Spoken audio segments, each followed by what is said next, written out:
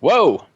Hey, all How's right, it going, everybody? and we are excited to bring you the finale of the All Star Series, and this is going to be really exciting stuff. We on the one hand we have the Warsong Commanders, led by Slimsh with Katota and Clark Kent, and on the other hand, on the other side of the battlefield, we have the Undertakers. Or I'm sorry, nope. We do not have the Undertakers. That was Nope. a team that got wrecked by the Starving Buzzards, who Mostly due to their poor leadership. who is led by the fearless Mange and has Andy Rogers and Almace. We unfortunately, Mange is very sick. We send our best wishes to him. He is not going to be able to play, and they've sent in the just as good looking and just as skilled Cassidy from his own very own Team Rank 5 to sub for him. So That's high praise to someone, or a low blow to someone else. someone else. They call in the big guns and one of our fellow casters. So you're going to get to judge the guy who's judged you all season as we put him on the main stage. So we're going to be jumping into that shortly. All right, so We're going to be opening up. Soon we're going to open with Katota versus Almace in a Hunter Mirror. Yeah, we'll be in a Hunter Mirror, and so both teams electing to start off with a Hunter is really cool. Hunters generally can get a win anywhere, but it's interesting that they both went there, and it's a really tough mirror where one misstep can really lead to a hard punish. It's very fast, and It's also I'm curious to see if they have the same archetype, then that can be especially true. Then it really does feel more luck based. Who gets the first high main? Who gets the highest value freezing trap? right. And then if it's a face hunter mirror, then it's just who always has the right play or the best mana. Exactly. Yeah, and it definitely really depends on the build. So we're jumping into this right now, and we'll find out. Looks like mid range out of both. We see a Lotheb on Katota's side and a Houndmaster on Almace. So Lotheb is sometimes seen in the hybrid. I would not be surprised to see the Almace certainly is bringing a mid range. You never see Alec out of any type of hunter except for a mid range. It's a very Is slow Alec card. between the scientists? Yes. Okay. It's very It is slow card, invisible to me. and it's definitely not in any other type of hunter. Katota could be bringing some sort of hybrid hunter. Lotheb's pretty standard in hybrid and in mid range. We'll have to see. So we see a high main. Still could be hybrid, but it probably is going to be Glavezuka. So that does indicate hybrid. It does. And the faster hunter almost always wins. We saw Almace keep his entire hand. And Houndmaster is incredible in the mirror, especially if you're the slower hunter, because you will be able to actually protect yourself in some way.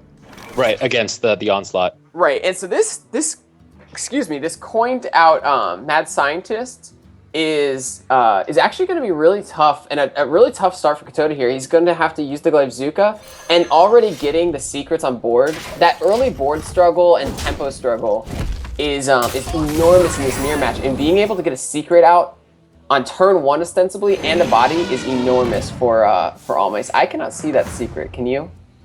Nope. All right. Well, we are just as blind as Katota then. The Alec did not win. The Alec did not win, which is really unfortunate for Almace. He gets information that there's a Lotheb, and after seeing the Glavezuka, that basically tells him he's going up against a hybrid hunter and not a face hunter. And that's actually enormous information to have, because...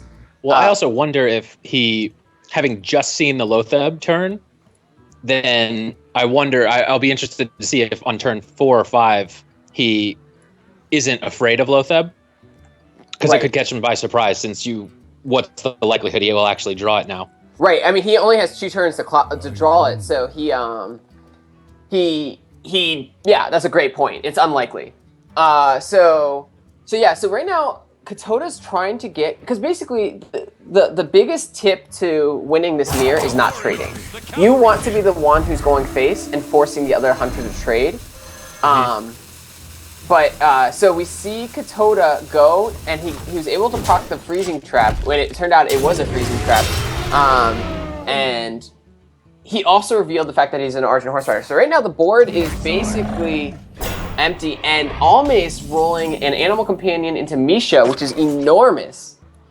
But Katoda top decking the Shredder. Yeah. So really optimal, basically really optimal plays from both players right there. Almace, is he gonna Houndmaster? Okay. I would like Almace to go face here. I would too. As the unfavored hunter, I think you want to force Katoda to start trading.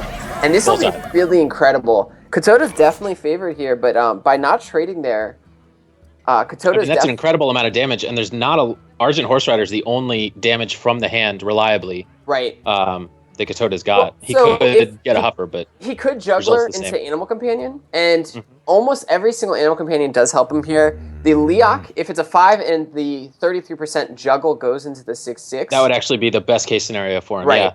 If he gets Huffer, it's pretty awkward, and he's going to have to run in a lot. Misha doesn't do anything for him. Yeah. This right away. It does save him some face damage, but that's a little strange for the face hunter to be in a... definitely not a common situation anyway for the face hunter to be looking for a Leok.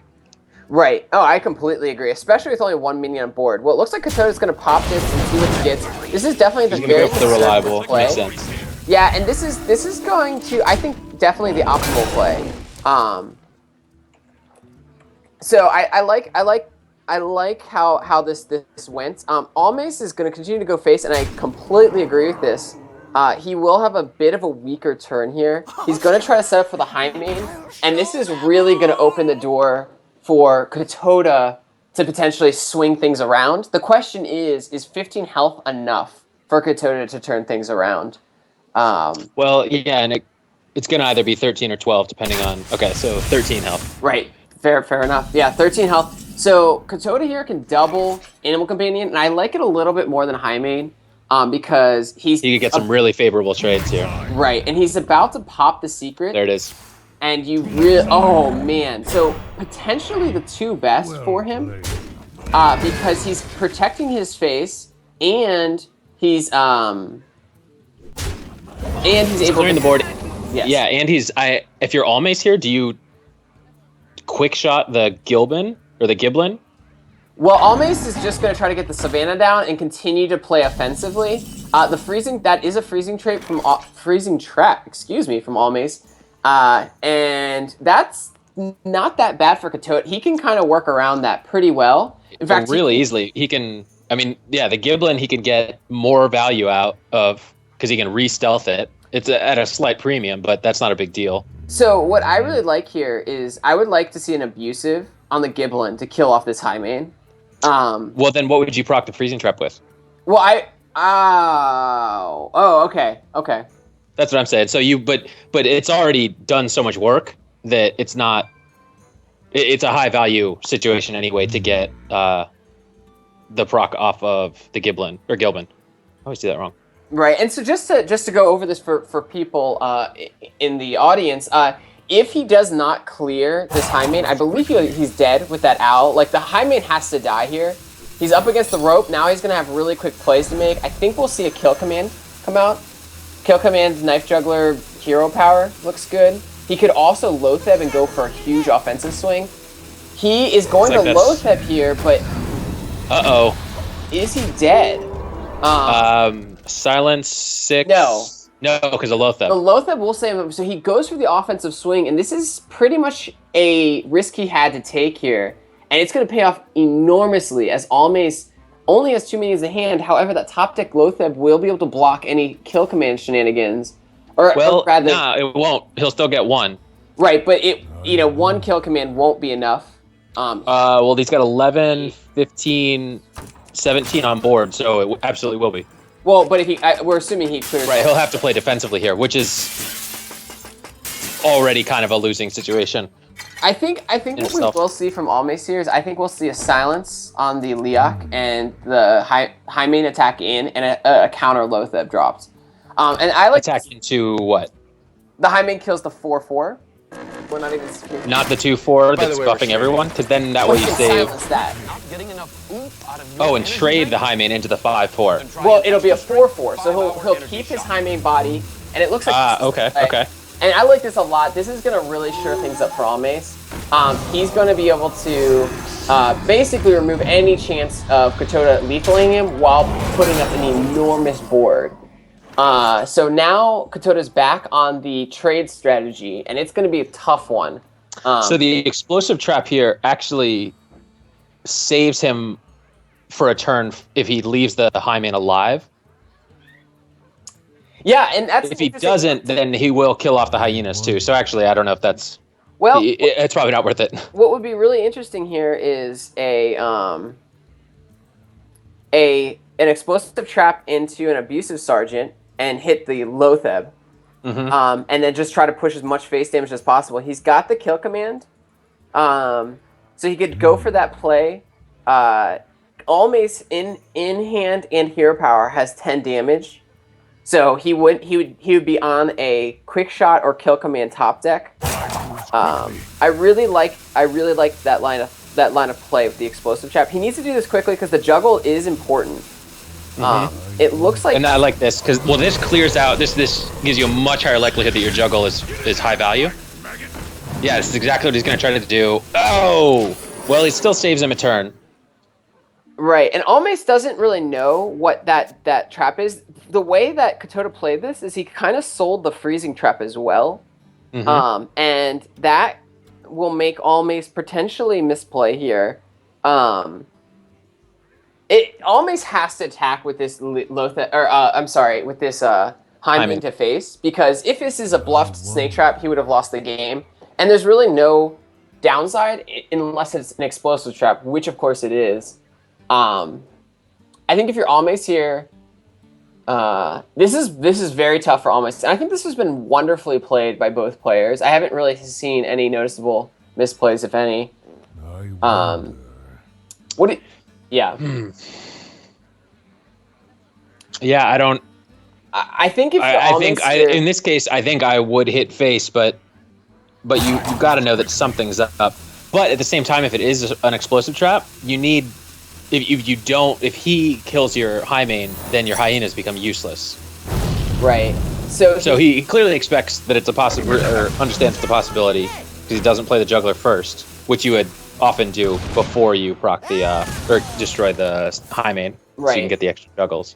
So Almace is able to get all these plays off. It's ugly, using all his burn on the minions, and it's absolutely necessary. Very defensive, and now he's left with ostensibly nothing in hand. That Hunter's Mark is not the card he wants in his hand. And this is really where the matchup really favors the more aggressive Hunter on top decks, because the mid-range is going to probably be top decking slower cards, whereas the hybrid will top deck faster cards. Unfortunately, Katoda top deck probably, I would say, one of his worst top decks, because the Shredder is not going to help him much at all in this turn. But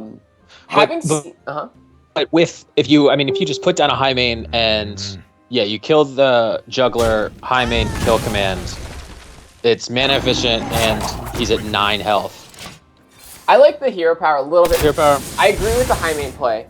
And this is what I mean from the mid-range. There's so many top decks that are really bad, and now Almace is really reeling. He has the Hunter's Mark, which is really big. It's basically removing 2 damage from the board. It's not that great, and now the fact that the web center's out of the hand, Katoda's going to be feeling amazing. He's seeing half of Almace's burns, and so he can play this quick, he can play this fast. He's got 4 plus 9, that's 9. The top deck, I believe, is lethal. That's it. Yeah. So that's 5, 5, 2. He's got 2 overkill. Yep. So he's able to top deck, and that's exactly what I mean. The faster Hunter is probably going to be able to top deck a more impact card.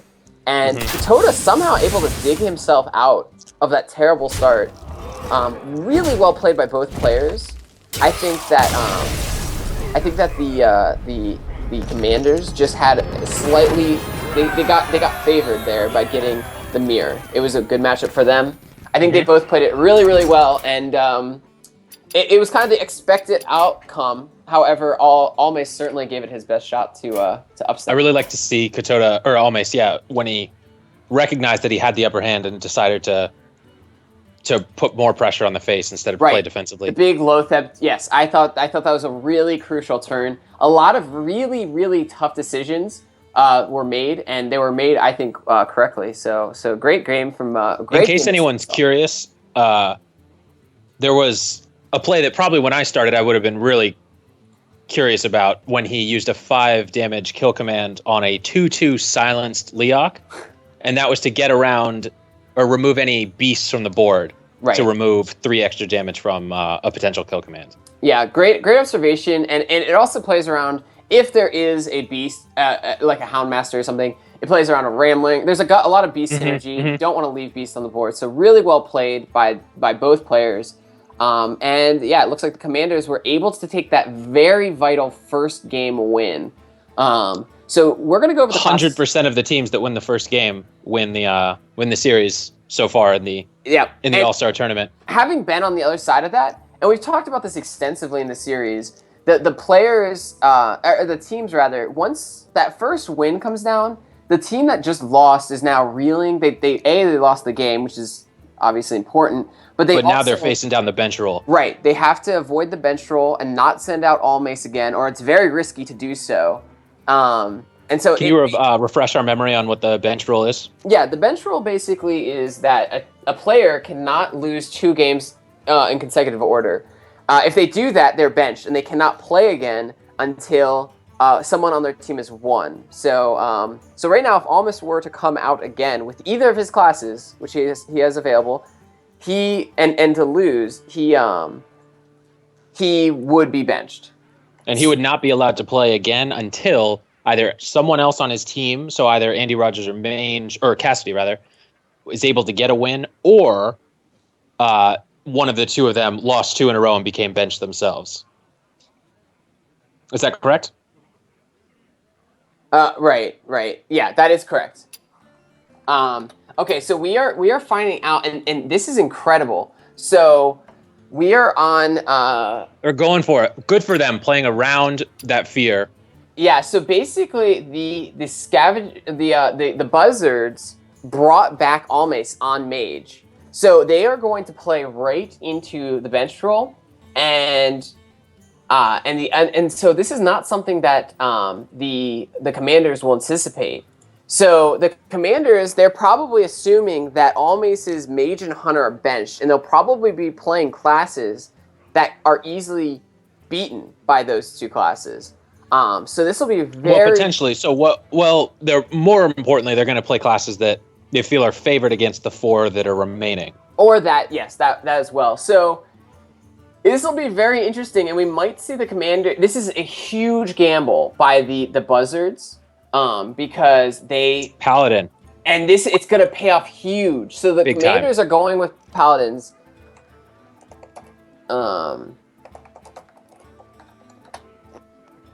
So the Commanders are going to go with a Paladin, which is assuming that Almace brought Freeze Mage, which is what he brought last week. It's going to be extremely favored towards Almace and his Mage. If this is a mid-range, if this is a tempo Mage, then it could be a little tighter. So this is going to be really incredible that they brought back the Mage, and I think that the Buzzards are going to really reward it, and we may see our first instance where the team who wins first will not run away with the series. I think that's exactly what you have to do. I agree. I think you have to take the risks, and we'll see how this works out for them. I would expect a mid-range Paladin from Slimch. Last week he brought a mid-range Paladin. It was somewhat defensive, and he was able to take down Microwave's Hunter. But we'll find out shortly. So Slimch and Almace is who we will be spectating here. Almost any type of Paladin, Control Paladin, Mid-range Paladin, and even Seeker Paladin are very unfavored towards a Freeze Mage. Which it definitely is. Looks like Freeze Mage versus a mid-range Paladin, or even maybe a Control Paladin. No. I think a mid-range, the quartermaster, generally mid-range plays 1 to 2 quartermasters. The control would play both of these, all these cards rather could be either or. And I feel like the BGH the big game hunter rather is a little bit more of a control-oriented card, but that might just be my experience. No, I think it's fairly common in a lot of mid-range lists, especially if you're going to bring it to a tournament. So I think Slumsh is probably going to do that. He's going to want to get rid of the big game hunter and the quartermaster here and keep the owl and the shield minibot. I'm very surprised he didn't keep the owl. Ooh. Well, he may not expect freeze mage. Right, but the owl is actually not that bad against even tempo mage. Right, I agree. So it's a little bit of a risk. He gets the zombie chow, which is great, but the owl is actually one of the few ways a paladin can beat a freeze mage, and the fact that he runs it in general is going to help him a lot. And almost opening hand, it's unfortunate that he drew a secret, but he does have the Frost Nova Doomsayer combo. Exactly. And from the get-go. That's a combo that obliterates paladin, because paladin really starts to hit their stride around turn 5. A mid-range paladin is really gonna gain momentum through board control and really efficient trades, and now this loot hoarder is gonna reveal to Slumsh that he is indeed playing against a freeze mage, and that's gonna be pretty tough for him to overcome here. Almace has a blizzard. He got an early 2-drop, which is really important. He has the combo, as you noted, turn 5 combo, and so he is looking just fine. He also just picked up that Arcane Inslug, so you can play that on curve. I don't think you're feeling threatened at all with. Well, no, you've got enough healing to heal you up next turn after the on board. Yep, that's exactly right. He's just cruising right now. He's got card draw. He's got it all. So Slumsh is going to try to push as much damage as possible with this. How do you feel about that versus the coin minibot? To try to get as much damage out in front of any AoE as you can, and get it out and just try to get as many hits in as early as possible. I like Slumsh's play. I think this is the only chance you're gonna really get to push with the muster. I liked it a lot, and if he top decked into a quartermaster, he would be like incredibly. That's true. That's absolutely true. Also, we see a duplicate. So there is a potential that this is Echo Mage. Are all of these cards running Echo Mage? Yeah, Echo Mage runs pretty much all these cards. The Loot Hoarder is a little suspicious. Duplicate has been recently added to a lot of Freeze Mage lists, and that's to help with like control. You can get a duplicate on an ET or a duplicate on an Ansonitis, and it's incredible. Right, because you have such a limited number of minions that it's going to be pretty good value on all of them, including the Doomsayer, which, which either gives you 2 Doomsayers back, which is more cheap removal, or it doesn't. It procs on your turn, and then the secret doesn't trigger at all. Yeah, I think since we see the Antonitis, I think this is indeed just a freeze mage that's running duplicate. I've actually never tested this out, or I've tested it out a little bit, but not extensively. So I'll be really interested to see how this plays. Since this is so favored for Almace, he probably won't even need to use it that much, and it'll be really funny because if he does use it, Slimsh may incorrectly guess what kind of deck this is based on that. Okay, so Slimsh always goes for the Doomsayer Frost Nova, which, as we see from the hand, is not really necessary. He's stopping 7 damage, which is, I guess, some amount of damage. But he's also getting around those Divine Shields. Right, he's getting around the Divine Shields, and what he's playing around is Quartermaster. Although Slimsh has the coin, and we probably would have seen Quartermaster last turn, had Slimsh top decked into Quartermaster, that would have been pretty disastrous for Almace. So Almace playing this rather conservative, and doing this, Slimsh is going to be able to at least use a good portion of his mana and start hitting face with these weapons. He has 2 in his hand. Or sorry, he had 2 in his hand. So he's really trying to find a spot for them. Almace going to play both the secrets, and this is where it's going to get really interesting for Slimsh. Slimsh can easily play this Sludge Belcher. Well, he's gonna know something's up right away because he's gonna take a swing. Yeah, And he's going to see that it's not going to be a frost. Was it frost barrier? Ice barrier. Ice barrier. So he's going to see that there's no ice barrier, and that's going to tell him that it's duplicate. He knows it's going to be duplicate. Now, Slim will probably be aware that there are freeze mage lists that run duplicate, but the much more common scenario would be a echo mage. So this may make Slimsh really consider the fact that now he's going to see the Antonitis, and now Slimsh is actually in huge trouble. Big trouble because he's going to use his board to try to kill that Antonitis. This is a great play by Almace. Almace set this up perfectly the turn before. In fact, even back to turn 5 with the Doomsayer Frost Nova. I'm honestly pretty surprised that Slimsh didn't. He's just so sure of what the secret is, which is it makes sense. That's fair, but also he has so many weapons in hand and the Tyrion that I am surprised that he didn't just take the swing. Right, I agree. The fact that he didn't swing, I think he might be trying to save up the True Silver for healing. His hand right now is all healing, so he's trying to create a situation where he's just going to win through out healing the Alexstrasza. But right now, Almace is putting but the top deck equality. Ooh. So Slimsh But now, you can't use it yet. He can. But why? But you know another Antonitis is coming. Right, and I mean, but he's just in such a predicament that he's going to have to use it right here. If he doesn't use it, I mean, next turn he's getting close to dead with just a bunch of fireballs coming down. So Slimsh is going to top deck equality, and that is really good for him for one turn. But then he realizes that his best card in his deck, which is Tyrion, is now at 1 health, and using this True Silver seems really bad. What else did you do? Exactly. I don't think there is anything else he can do, and he's just trying to push some damage. He will have the 3 Ashbringer swings, so I guess he's like, well, I'll just try to push as much damage as I can right now. I would not anticipate his, and that top deck Ice Lance.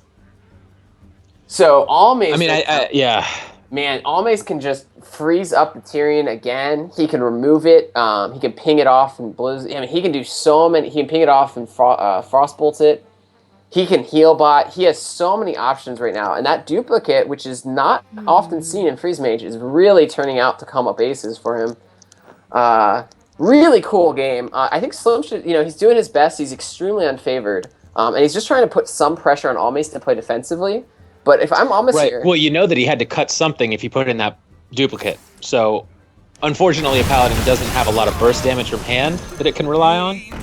Right. So, it's not...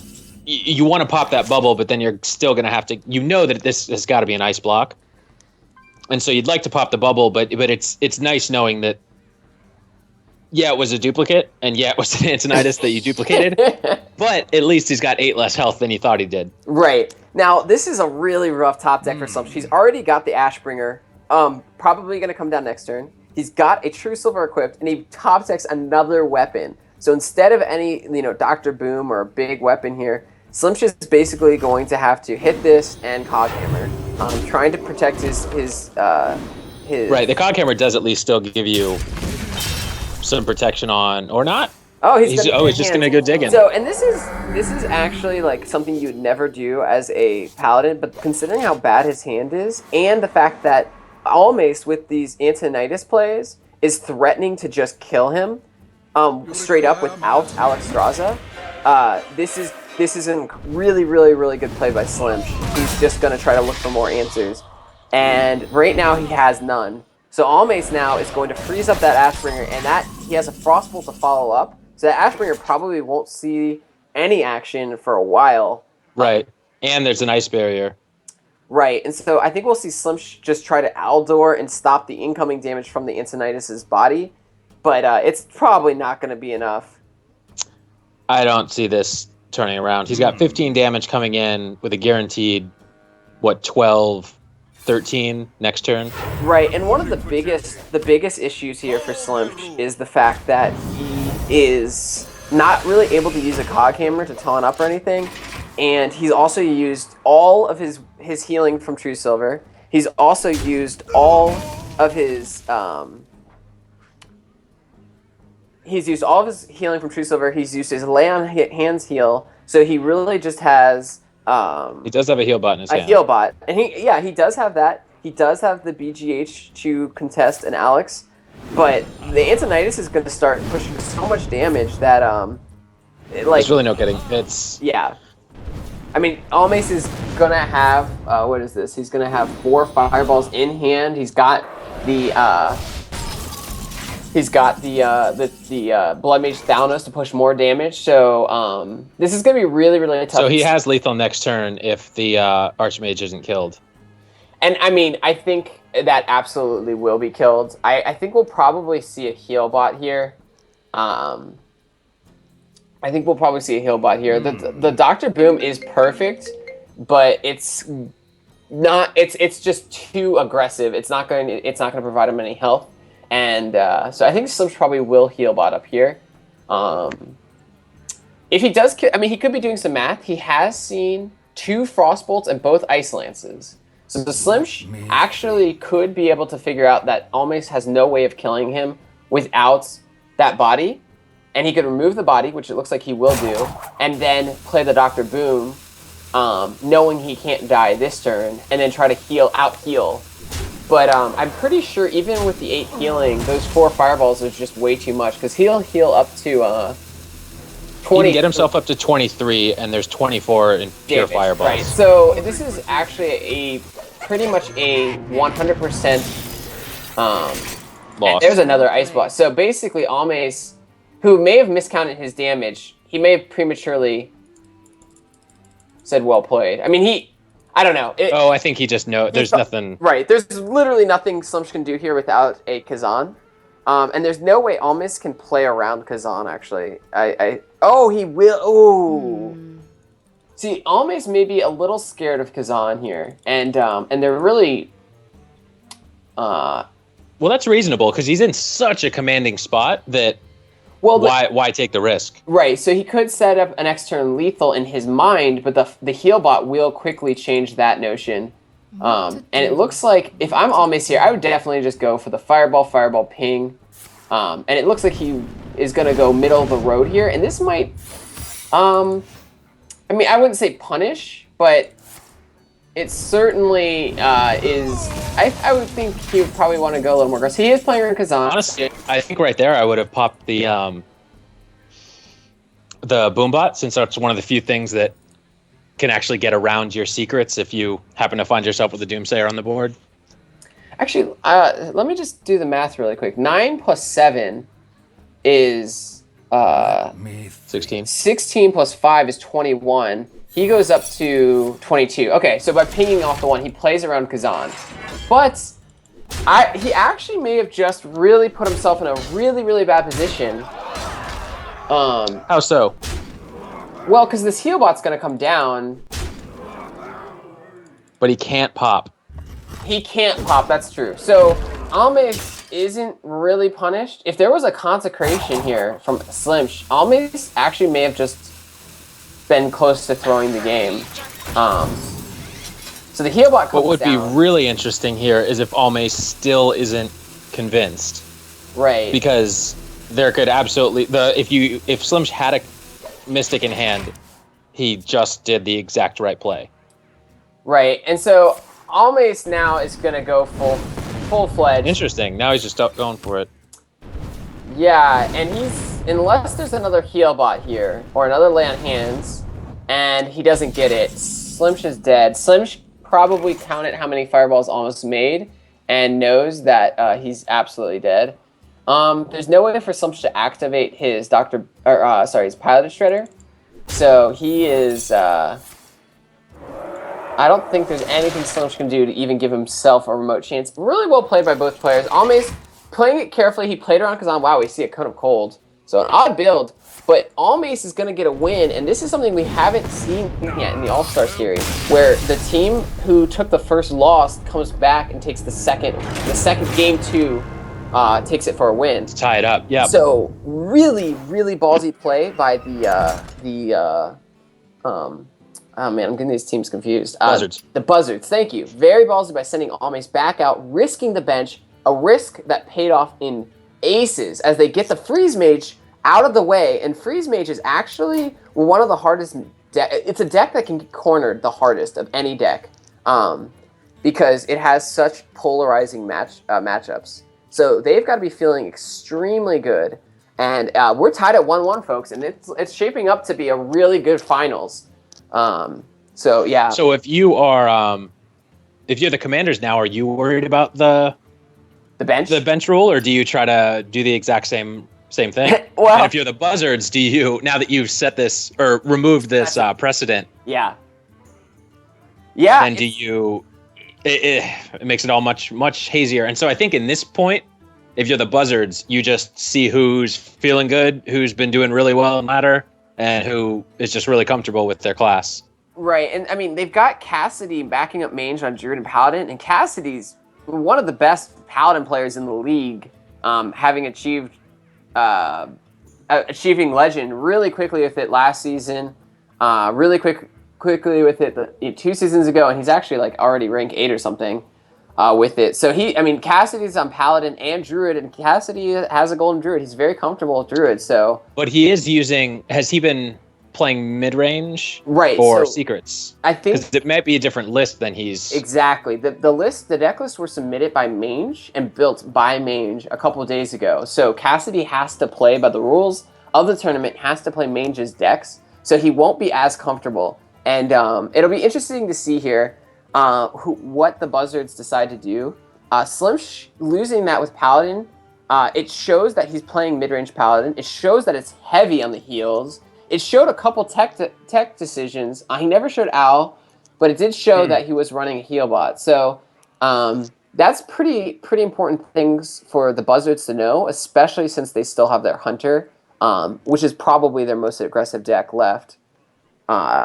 So yeah, it'll be really interesting. I really personally, I don't know. It's actually really hard to say what you'd want to bring here. Well, the Buzzards don't have a warrior. Right. So if Katoda is bringing Freeze Mage, which I would assume, then the only thing I guess I would really be worried about, I'm not a Freeze Mage player by any means, but is Mange on the Druid, or Cassidy on the Druid. Yeah. Oh, and they totally key right into that, and so that's what we're going to see, and I think that's a really heads-up play from the Buzzards. Okay, so the Buzzards are actually, as Dan just said, are going to bring Cassidy on Druid, and I actually like this a lot for another reason as well, not just to kind of contest the Freeze Mage potential bring. It's also going to, it's just an all-around really good class, and that seems to be the logic of the Commanders as well. Both of them, yep. So Clark Kent's going to bring Druid as well, so we're going to see a Druid mirror, and this is, I think, one of the worst mirrors in Hearthstone. Not for the entertainment, but really just because the luck involved. The way that the Druids are built obviously has a huge aspect to it. But generally, this mirror comes down to who got Wild Growth, who got Donatus Aspirant, and who got Innervate. I do happen to know that Clark Kent... I really hope it comes down to who gets Fel Reaver. Well, I do happen to know that Clark Kent is running the Aggro Druid, which I don't think Mange is running. Or, sorry, Cassidy. I don't think that's what Mange submitted as his deck. Which is strange. Because if there's any card I would ever expect Mange to bring, so it's the good old Fel Reaver. We see a BGH in Cassidy's hand. We see an Innervate in Cassidy's hand, and we see a Wrath. The fact that there's a Wrath really makes me believe that this is a mid-range, because the Wraths aren't generally run in the Aggro Druid deck. And we see the Knife Juggler and Clark Kent, so we see that it is Aggro Druid. Aggro Druid is extremely favored here. This is just such a good matchup for the Commanders. They certainly wanted this matchup. This is similar to their Hunter mirror. This is another mirror where they are very favored because they took the more aggressive class. I think this is definitely one of the most favored brings. Cassidy taking a while on his mulligans, trying to get some information from what Clark Kent is bringing. And generally, the way Mange builds his Druid decks is he builds them very teched out. We've seen Black Knights in them. We've seen all sorts of things. Cassidy he gets rid of the BGH, so he clearly does not expect aggro. Right. So Cassidy with the Dream Hand, Clark with an okay starting hand. For an aggro druid, I would say it's pretty bad, actually. If it's really not that Cassidy good. will be able to wild growth on turn 2 into... All right, he has so many options. It'll be really tough. Clark? He could wild growth turn 2 into coin druid, or if for whatever reason he's feeling pressure, which I don't think there's any reason to, he could coin wild growth and then innervate out a 5-drop. So we see, yeah, I agree with that. And we see the Azure Drake, which basically lends this is sort of a faster druid list, a faster mid range, if you will. The Azure Drakes are usually not in the more defensive Ancient of War lists. So it'll be interesting to see how Cassidy's list, and again, this is Mange's list that Cassidy is piloting. So Cassidy may not be too happy, or may like it. We'll have to see here. It looks like he is going to try to get out ahead of this. Right. If he coins the wild growth here, it will allow him to innervate into a 5-drop, but then he'll have a very dead turn 4. But he's, I guess, hoping to draw into something here. And he could innervate into the... Oh, but the top deck aspect... Well, this actually makes the Druid a much more appealing play. Against the Knife Juggler, a charge... a cat form Druid is not... That's very awkward, because then he can just easily hero power it the next turn. Whereas this... This is just, these top decks are crazy. Cassidy top decks into a Shade, which would allow him to Shade Innervate Wrath. And I think that's the play here. I think so too. I think you do it because you're going to have a turn...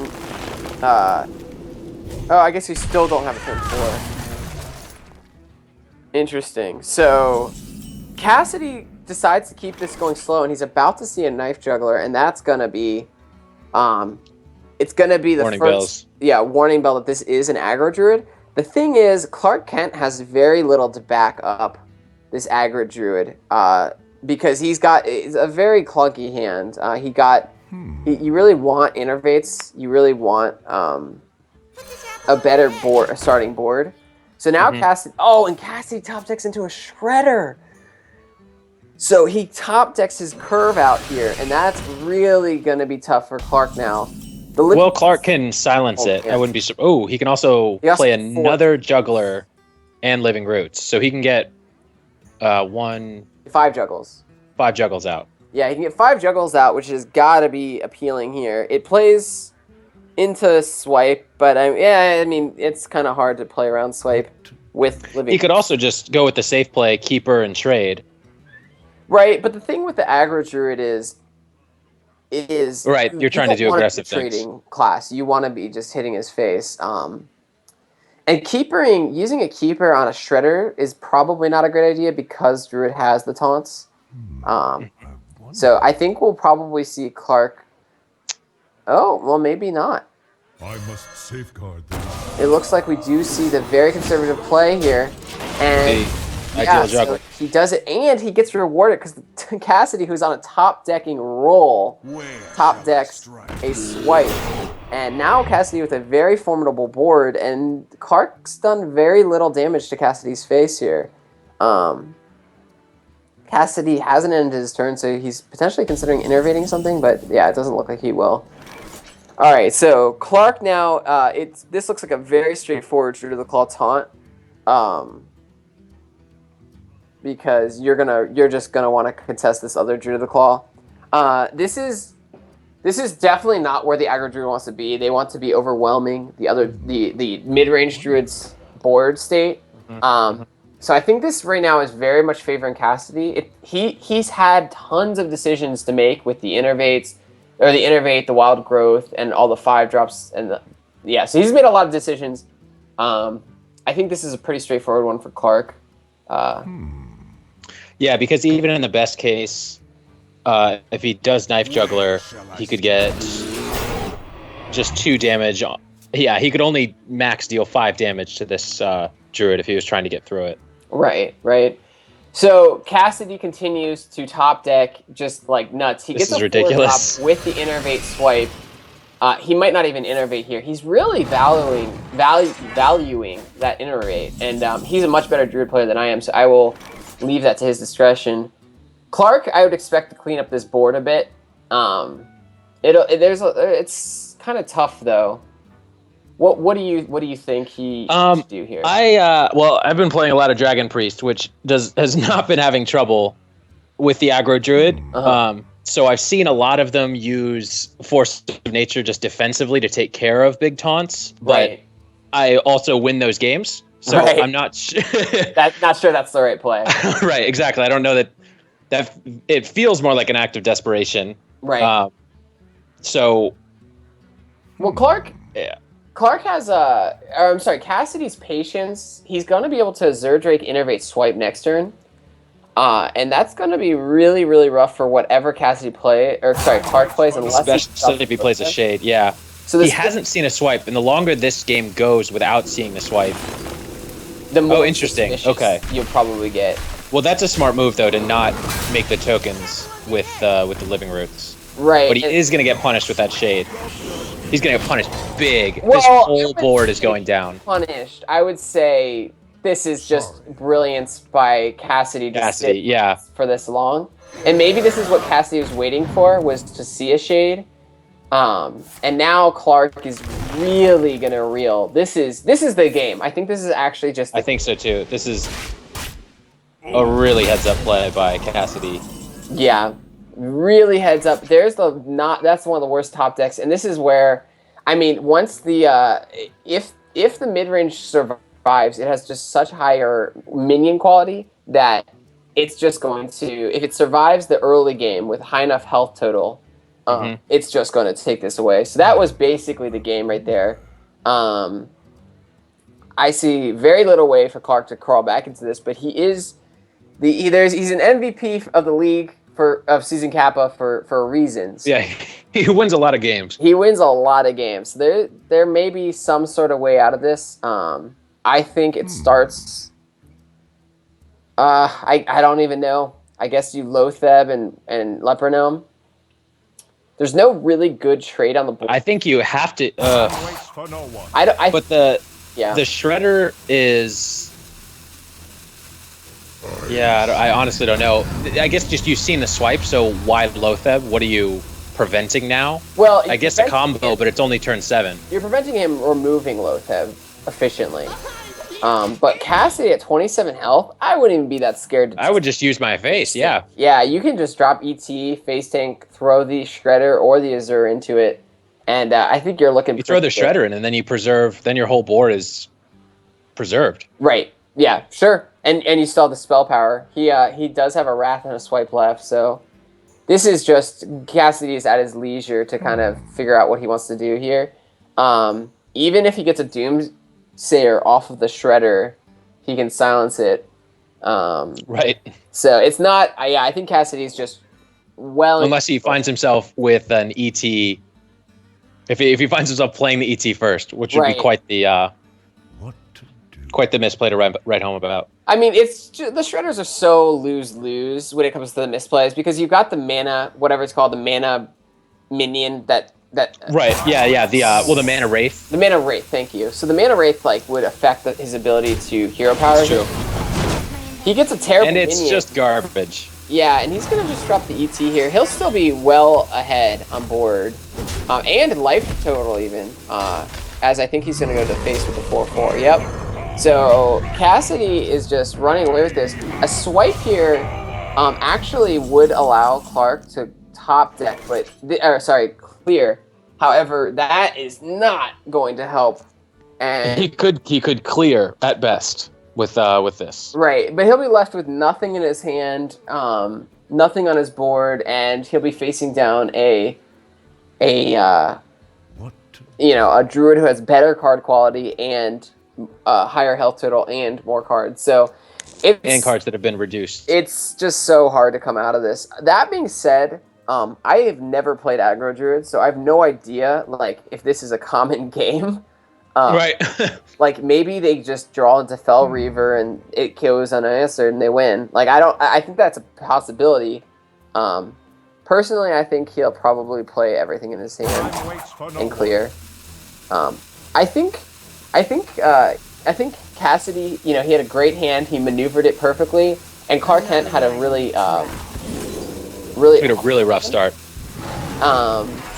Interesting. So Clark playing to win and not to survive. Right, and a top. He knows he's dead to combo, even if he tries to clear. Oh, top deck BGH eliminates Fel Reaver as a win condition for Clark now. In fact, it would be really bad for Clark to top deck any sort of. If he played a Fel Reaver, he would lose his entire deck and then have the Fel Reaver be killed. Yeah, and if I'm Cassidy here, actually, you would take 2 damage to go to 19, which would be exact lethal for Clark if he were to top deck a Savage Roar. So Cassidy is probably going to silence this, believe it or not. He could also, he could also hero power. I guess he'll do one or the other and play around that possibility. It's interesting that Clark is still in this game somehow, clinging on to dear life. Cassidy has a rampant ET, which is the best type of ET. If Cassidy face tanks this though, that would be very surprising. It would give wow. So there is so you're telling me there's a chance. That's going to give Clark a 2 in 19 chance, which is I mean that's like, oh man, he's got a slight chance. 1 in 9.5. Yep, a Savage Roar here. So just over 10%. Clark Kent not playing around Savage Roar. And just under 12.5. Oh. That's not going to do it. And so Cassidy is going to fall. Clark, I'm sorry, I got Clark is gonna fall. two C names. Yes, Clark Kent is going to fall. Cassidy played this very, very well. The patience on that innervate was incredible, and it got paid off. It paid off in for the entire game. That swipe was just backbreaking. So yeah, Cassidy really showing why he has a Golden Druid. Clark, I think, played this very well. He gave himself a shot to win this. But this is not going to work out for him. So he is going to clear here, but basically by playing this card, he's acknowledging that there's nothing he can do. Yeah, so he's going to look for the most optimal trades. He can kill off the 4/4 and the 5/5, but he will be leaving 5 attack on board. So I guess he will be alive for another turn. So again, giving himself a chance to win. But the Fel Reaver is just a false hope. And Cassidy is going to be but a top deck innervate. Cassidy plays the tempo BGH. Clark Kent still loses. I really don't see that happening. In fact, if Cassidy just attacks here... If a Cassidy plays a tempo BGH, then it doesn't matter. Because he'll just... Yeah. That's just too much damage anyway. Right. He'd need a Fel Reaver and a Wrath. So it's interesting because Cassidy, Or Fel Reaver, Keeper the Grove. He doesn't... playing the BGH, I think, is absolutely correct, actually. Because Clark Kent, no matter what BGH... I think it's more correct to ping the face for 2. Well, no, I kind of like keeping that. Because your Shade is going to be 4 attack next turn. Well, so that with your hero power gives you lethal. For 2, he goes to 5. Well, but what if he plays a Druid of the Claw and taunt for him? Okay. So yeah. Cassidy, I mean, I think he's, anything's fine here. He's given Clark Kent a little bit of his rope medicine, his own rope medicine. I actually think the only misplay would be actually play the Keeper. Playing the BGH, I think, is fine because if Clark Kent were to play a Fel Reaver or a Dr. Boom, he's dead anyway. So Clark is absolutely dead here. He can go up to 7 health. Cassidy has exactly 7 damage on board. So he's absolutely both have 2 or 3 health, so the Living Roots don't help. Wait, no, there is a way.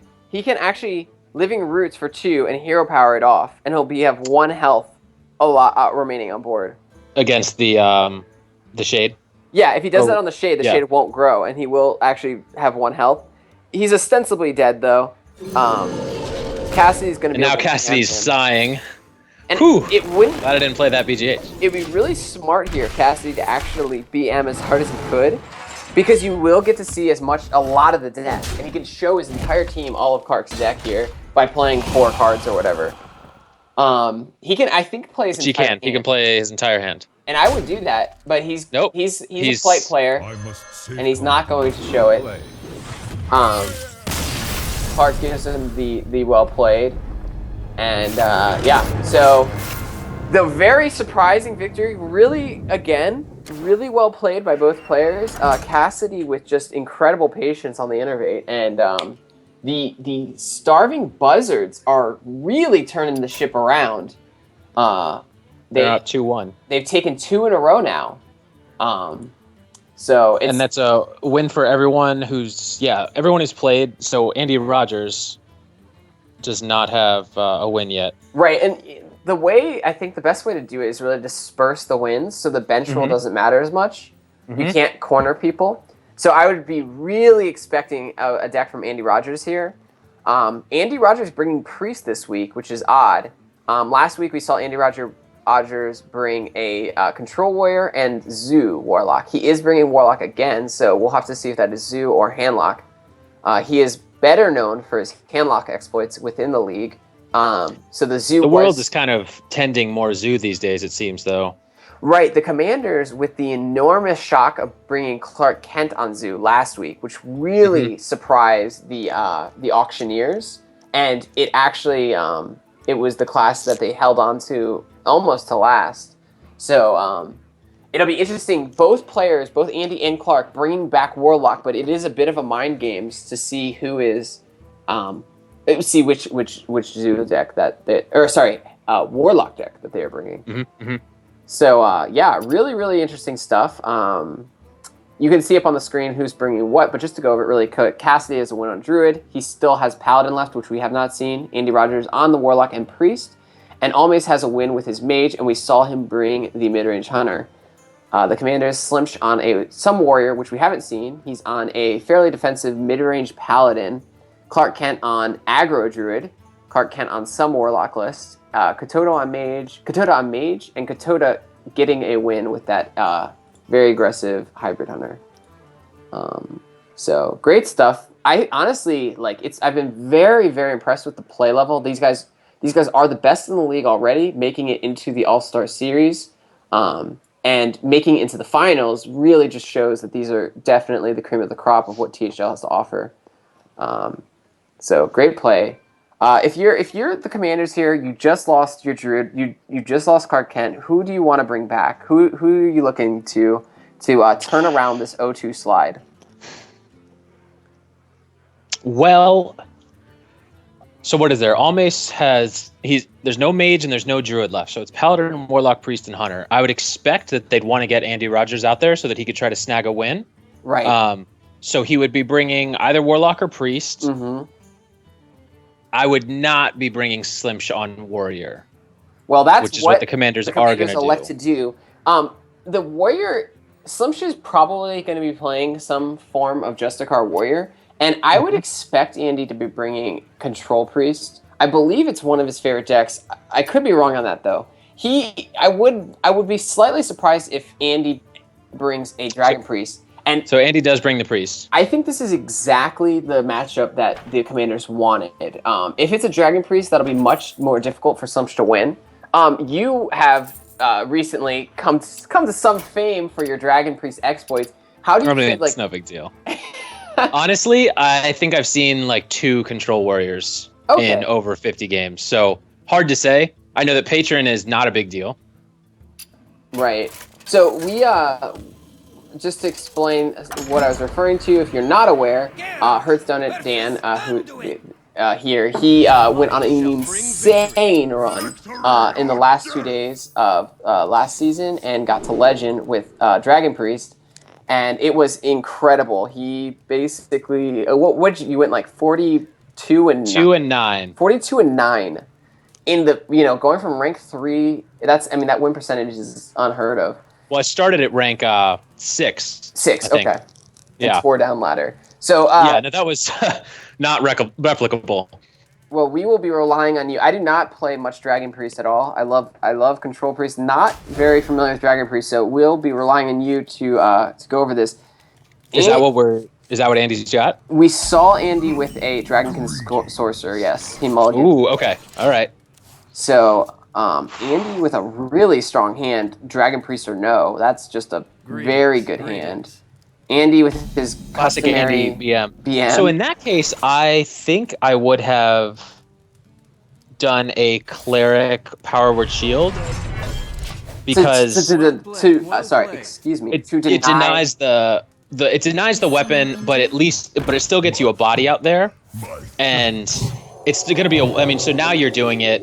I guess it just saves you the coin, and there's no reason to get out ahead of. That's fair because there's no 2 1s that a warrior's going to be dropping. Right, and so Slim Shear. Yeah, Slim Shear's a really rough hand. We do see its control warrior. It looks like it's somewhat of a. We do see the Sarah. It looks fairly standard. We see the bash. That is a heavy hand he's got there. He has an extremely heavy hand. Slumsh is extremely comfortable with Warrior, though. This is, I think, the matchup that Slumsh wanted. If this is a control paladin, priest, Slumsh, basically these 2 classes go to fatigue every single time, but one has 70 health and the other has 30. So it's generally really favored towards the Warrior. However, you said that the Dragon Priest might be slightly favored here. I don't know that I'd say that. If he gets Justicar down, that can be rough. Sylvanas is also one of the hardest legends to play around with the dragons, since your dragons are all so big.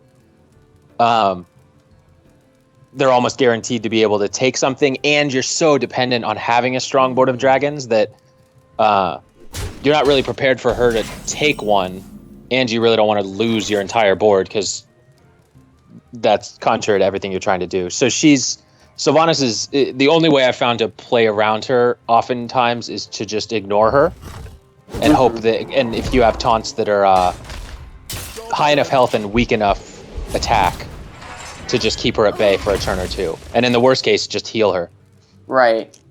Well, contrary to Slimsh's luck, Andy's been top decking, or he has a very good hand. Yeah, this is terrific, and he saw the bash, so he can safely. I wonder if he will throw the shield on. Okay, he will. Plays around Deathbite. Yeah, and he gets the sorcerer. I mean, he's rolling, and Slimsh. He would have liked to have seen that sorcerer, though. I think instead. Right. In a perfect world, you do sorcerer, coin, power with shield. Sorcerer's coin, power. Okay, I gotcha.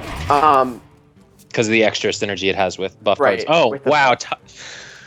Well, having a good time. Yes, Andy's curving very well. He has tons of options here and tons of dragons. Slimsh, on the other hand, has a very powerful hand, and he's curving into it now. He's hitting his curve. He will have a turn 6, a turn 7, and then, basically an 8 and 9. So he's got a good hand. The thing here is he is going to have to survive this pressure from Andy, and he has no brawl. He has no execute, no shield slam, no despite. So he's really going to be on the lookout for those. Here comes Sylvanas. Right, and this is what you were talking about. Sylvanas is really hard for Dragon Priest to play around. And basically there's no way to play around her. And you can just kind of go right, because you can light bomb, but then your guys don't die. Right. You can run. You can death it. I think you death could is play here actually. Or maybe. So if you death it, then you trade. But then what do you? If they pick up, you might want to kill your cultist off first to make sure you get that buff. Yeah. But then you're guaranteeing that they get to steal a taunt. Well, if you kill the cultist, you might be giving them a really nice minion. That's very much also buff. against a control warrior. There's much bigger stuff than a 5/5. Death. To have to death later on. And we're going to see one come down in a second. And this is Andy. This is interesting. The early game of the Dragon Priest against the late game of the control warrior, which will win? Andy with the clear board control, but is he going to? Maybe he just ignores the Sylvanas. I think that's what you do at first. The other thing that would have been interesting. He chooses to heal the 2/6 instead of the 3/5, or the 2/5 instead of the 3/5. Right. But you could have done I guess Armor Smith is the only warrior card that you can reasonably use a Shadow Priest on, unless he's waiting on a Shrinkmeister. And really, so if he had stolen the 1/2 taunt, that'd be yet another wall in front of a Sylvanas, and then he could have just gone face with everything, and everything would have been everything but the 2/5 would have been out of range. right for her to kill. This is it's interesting because this is a situation where if Slimsh is able to survive this early board, it looks like the Sylvanas will shut it down. His Ysera may just be unanswered by Andy. The priest has. I think that's why Andy would want to sit on that Cabal if there is a Shrinkmeister in there. Right. Oh, absolutely. If he would, he has to. But you know, I mean, he has to do that. But we'll see. He might just Cabal this right now. He could run. So healing. Wow, healing the 2.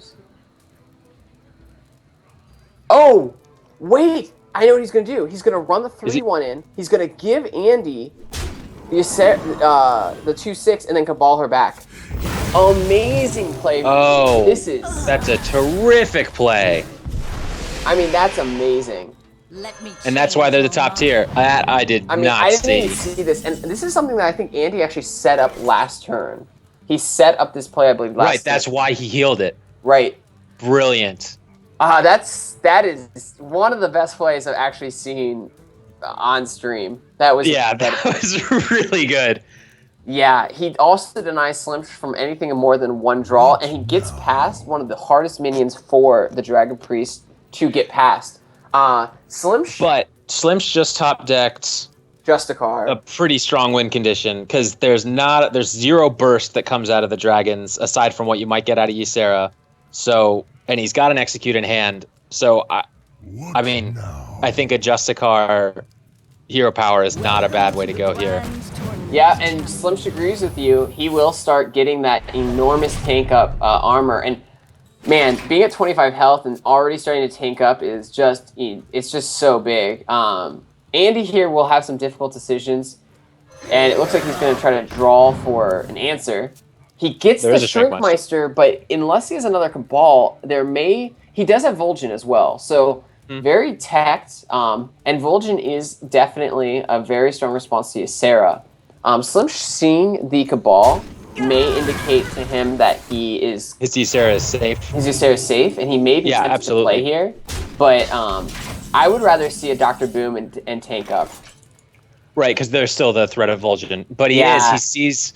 I think yesterday, was it yesterday? Yeah, yesterday he was playing with us a fair amount, and I think we got too used to the safety of Ysera after, or knowing that when someone else's came down.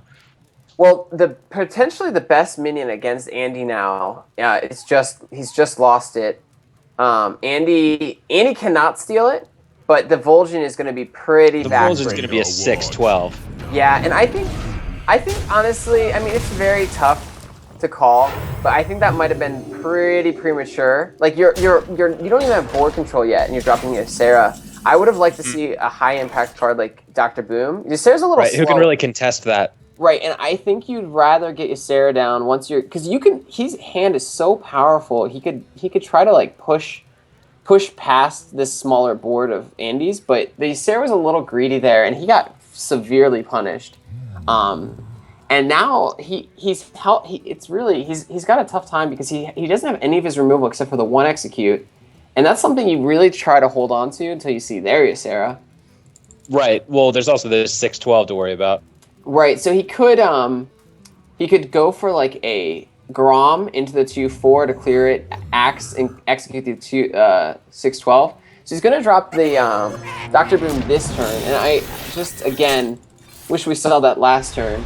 And this is a wow, and Andy picks up the 2nd death on time. I mean, he can just use that top deck death. He can push for more tempo. I mean, it's just out of control. Andy also could go for a very conservative Blackwing Corruptor and trade in his 4/4. And I would be really okay with seeing that as well, because there are a lot of death targets in a warrior. Andy having 2 deaths this late in the game is pretty impressive. The way he's attacking, it looks like he will death it. And I'm surprised he did that before healing. Unless his plan is to maybe heal up the dragon. Yeah. Oh, he is healing. So Yeah, interesting. A little greedy. Andy not overcommitting at all, just playing the death and healing this turn. Very passive turn, and he's got 2 deaths, or he's got a death and a light bomb. He's got such a reactionary hand with board control, and that is all a priest can ask for. Slim's still lacking a... And a 6-12 on the... like. Right. Slim's just going to try to knock this bomb in and hope it either hits the taunt or the 6-12, and I think we'll probably see it execute if it does hit the 6-12. If this goes face, it's...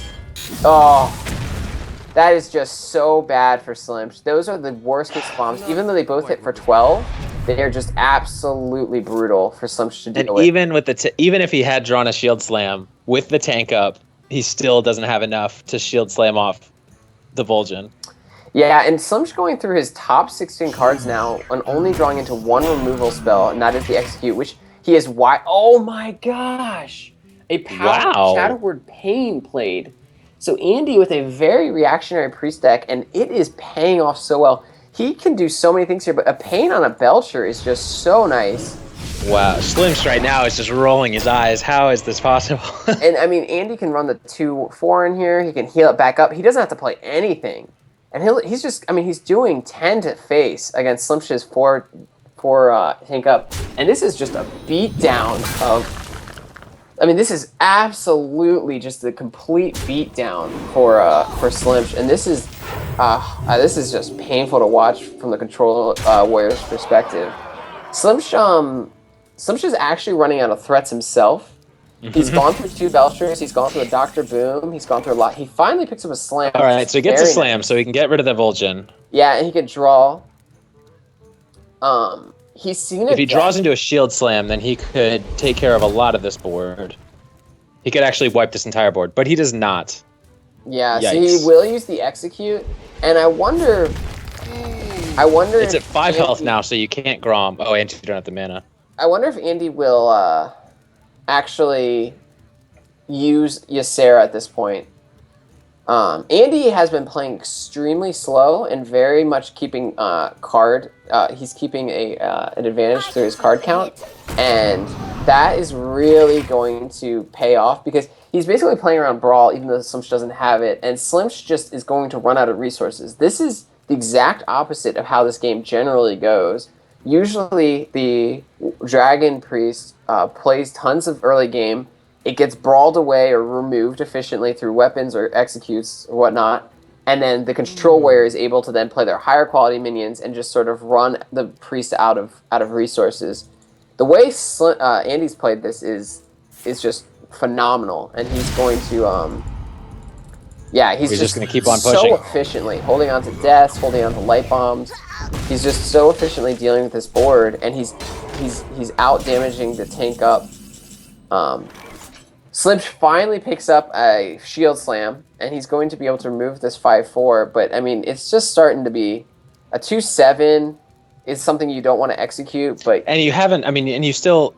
The 2/7 and the 4/4, you've been staring those down for several turns now, so it's not like your resources you're moving through resources and so are they. You know, Andy's he's just sitting pretty. Right, and we see Slimsh finally using this Grom as removal. And I think that's like really, really smart. I actually expected to see it many, many turns ago. It's going to get quickly deathed here, and Andy's really going to start pushing, I think, because like that. I mean, there's just the tempo gain there is just insane. He has next turn. I would be actually surprised if he doesn't drop another minion for next turn lethal. Slimsh can go up to 14. Right now, Andy's at 9. Well, Slimsh is going to go up to 19. Well, from Andy's perspective. Right. So he thinks if Slimsh is going up to 14 and he's got 9, means 3 more, 11. But that means he'd have to put down the sorcerer. That's committing a lot of resources to a game that is already going plenty of turns. Right. So Andy's playing it very slow. This is how he's played the entire game, and he's absolutely beating down the Control Warrior. I think we'll probably see a shield slam on the 5/4 here. And this is going to be the first turn I think Andy's going to beat it. Wow! the second Cabal Shadow Priest. So this is very, very, very... I honestly am not sure how he got all this in the deck. Well, it looks like he might not run Valens. He might not run Valens, and he might not have Blackwing Technicians. He also may only run one Holy Nova, or no Blackwing condition. It looks very teched to the control matchup, and Priest is one of the best decks in Hearthstone to handle the control matchups with things that are so, deaths and pains are so efficient, and we've seen them work so efficiently. So he's going to use the Shrinkmeister here, it looks like, and this is going to be the first time where Andy doesn't have just the super clean kill in quite some time. He's gonna try to continue to clear, but it's gonna be a little more ugly.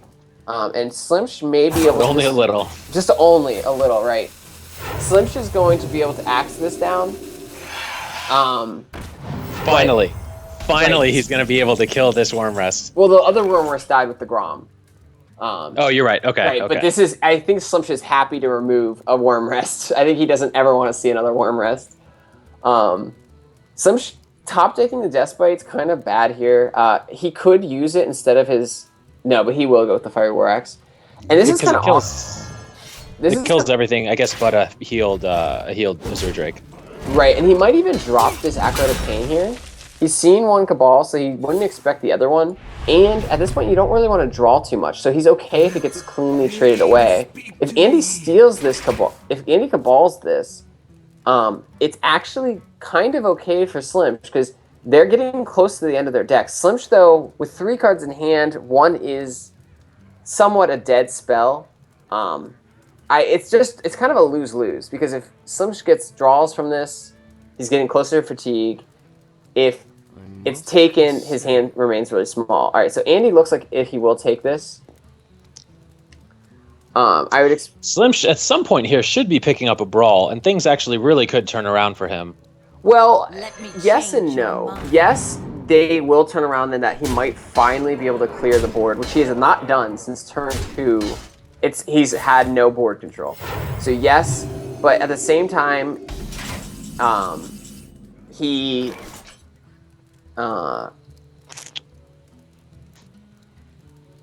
doesn't have many resources left to contest the board, and he only has 1 execute left. I think he'll have to use the shield slam this turn just to stay alive. So if he shield slams the 4/5, axes the 3/2, Andy is threatening.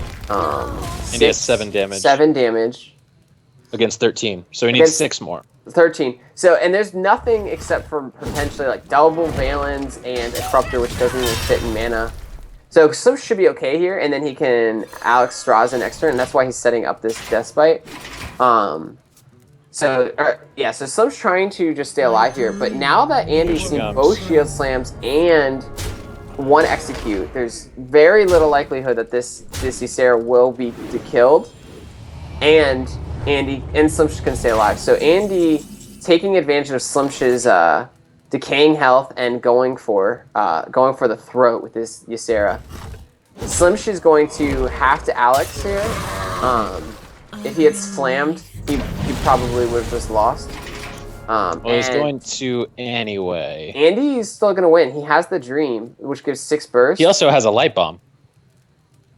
He has, let's see here, 3 plus 4 is 7 plus 6. Oh, he's short by 2. He could have Black Ring Corrupted, and then Dreamed, and then Black Ring Corrupted again. But he cannot do that now. So the Light Bomb is going to just remove this 8/8, draw him another card, and he's going to be able to again threaten lethal.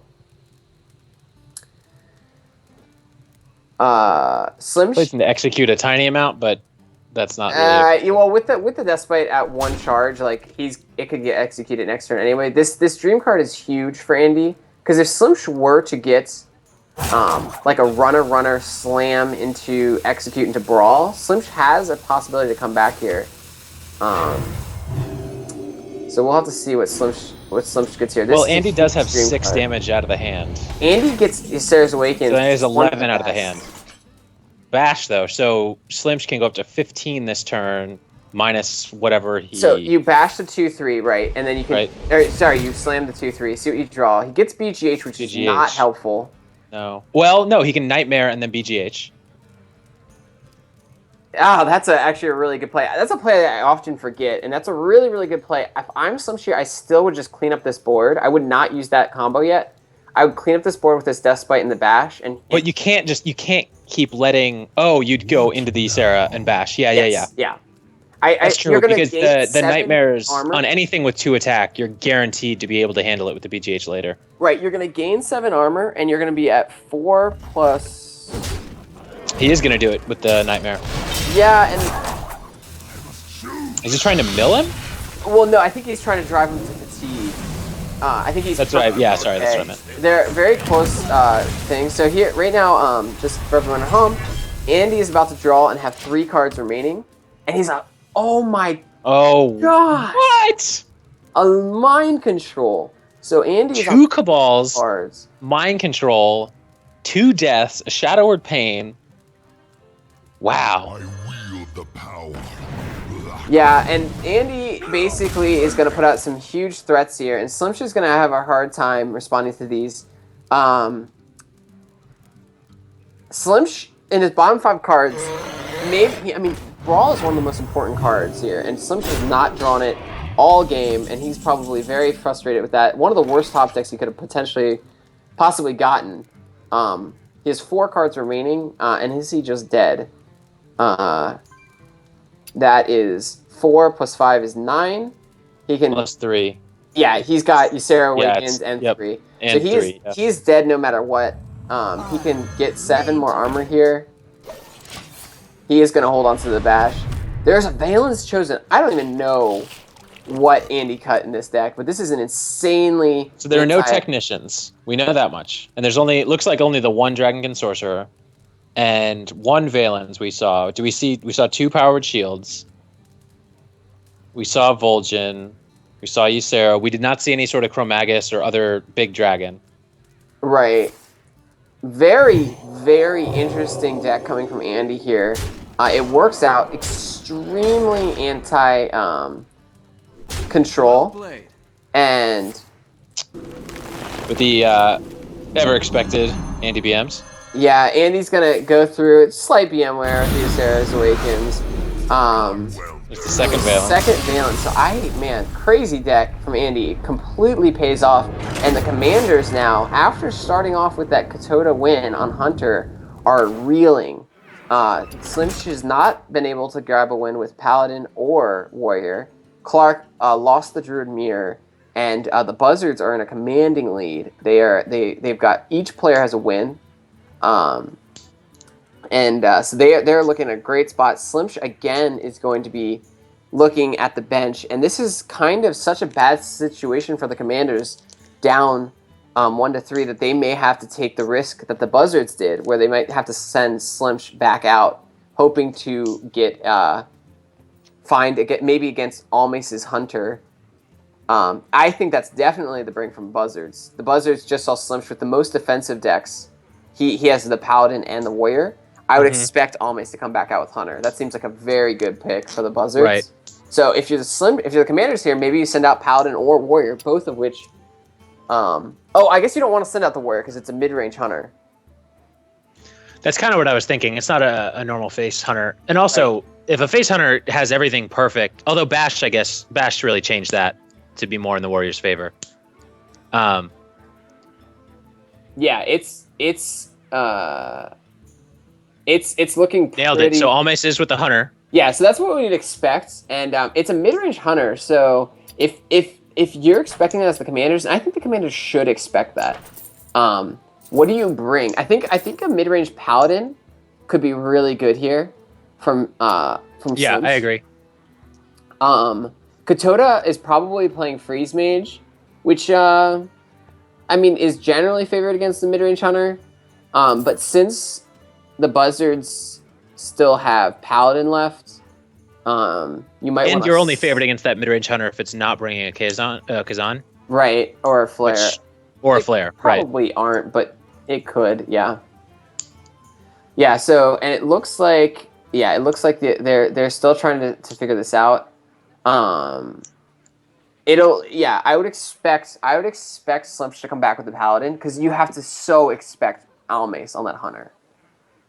So the Paladin probably has the best matchup. I don't know how aggro Druid does against mid-range Hunter. I have no idea. Absolutely zero idea. So maybe Clark, or maybe a Zoo, Warlock from Clark against mid-range Hunter. Yeah. If you're the Commanders here, though, you've got to get a win here. If you let Almace get through with this Hunter, you're gonna be then the Buzzards are just on Warlock from Andy and Paladin from Cassidy, which those classes generally they're very flexible classes that can usually find wins. So the Hunter might even be the weakest class left in the Buzzards lineup. So yeah, we'll have to see what the Commanders go with here, but yeah, definitely really tough loss. I think that's exactly what the Commanders wanted. They wanted Slimsh on the Control Warrior going against Control Paladin, and Andy juked them with the most Control Dragon Priest I've ever seen. Yeah. I've never seen anything like that. I would have liked to have seen that go up against any deck but a Control Hunter. A Control Warrior. A Control Warrior, yeah.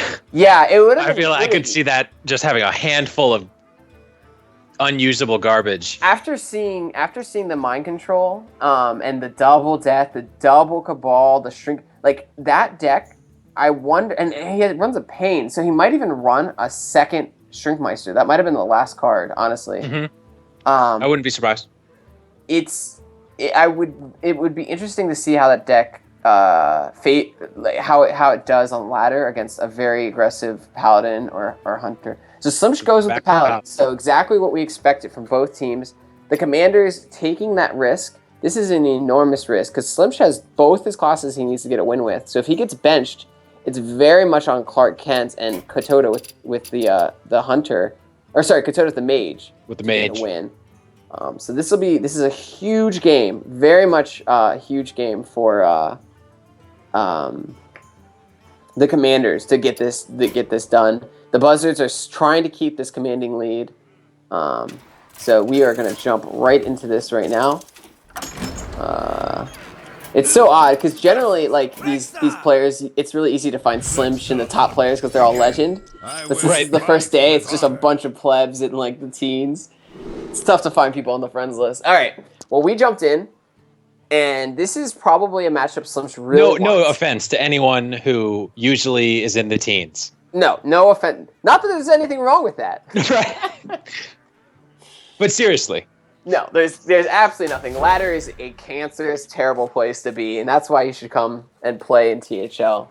Slimsh finding that all-important Zombie Chow and the Coghammer and the Muster for Battle. He's got that early game.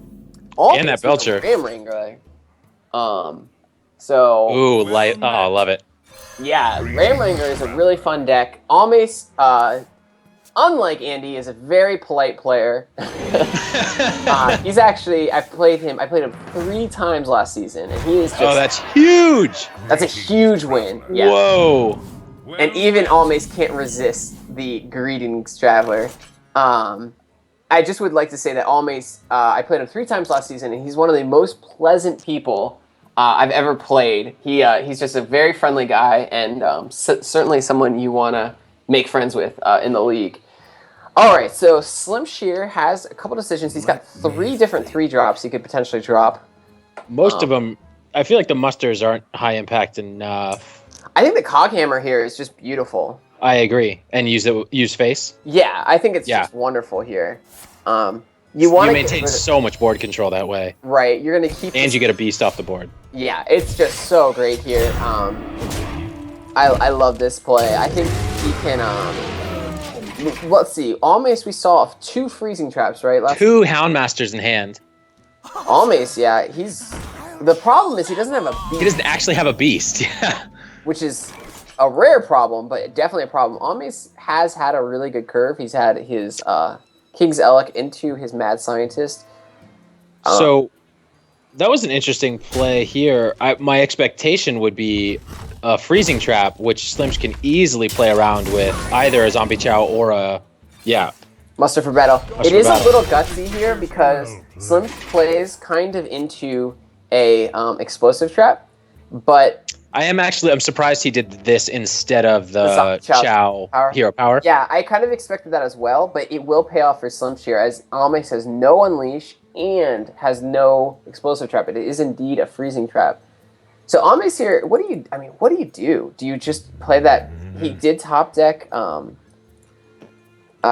He did top deck. You can't just throw that beast out there since the rest of your cards being useful depends on it being alive. Yeah, exactly. He's got all these. In the Ram Wrangler synergy, this is just a super awkward hand. Very. I guess you know for a fact that your bow is going to be procced, so you could put that down. Right.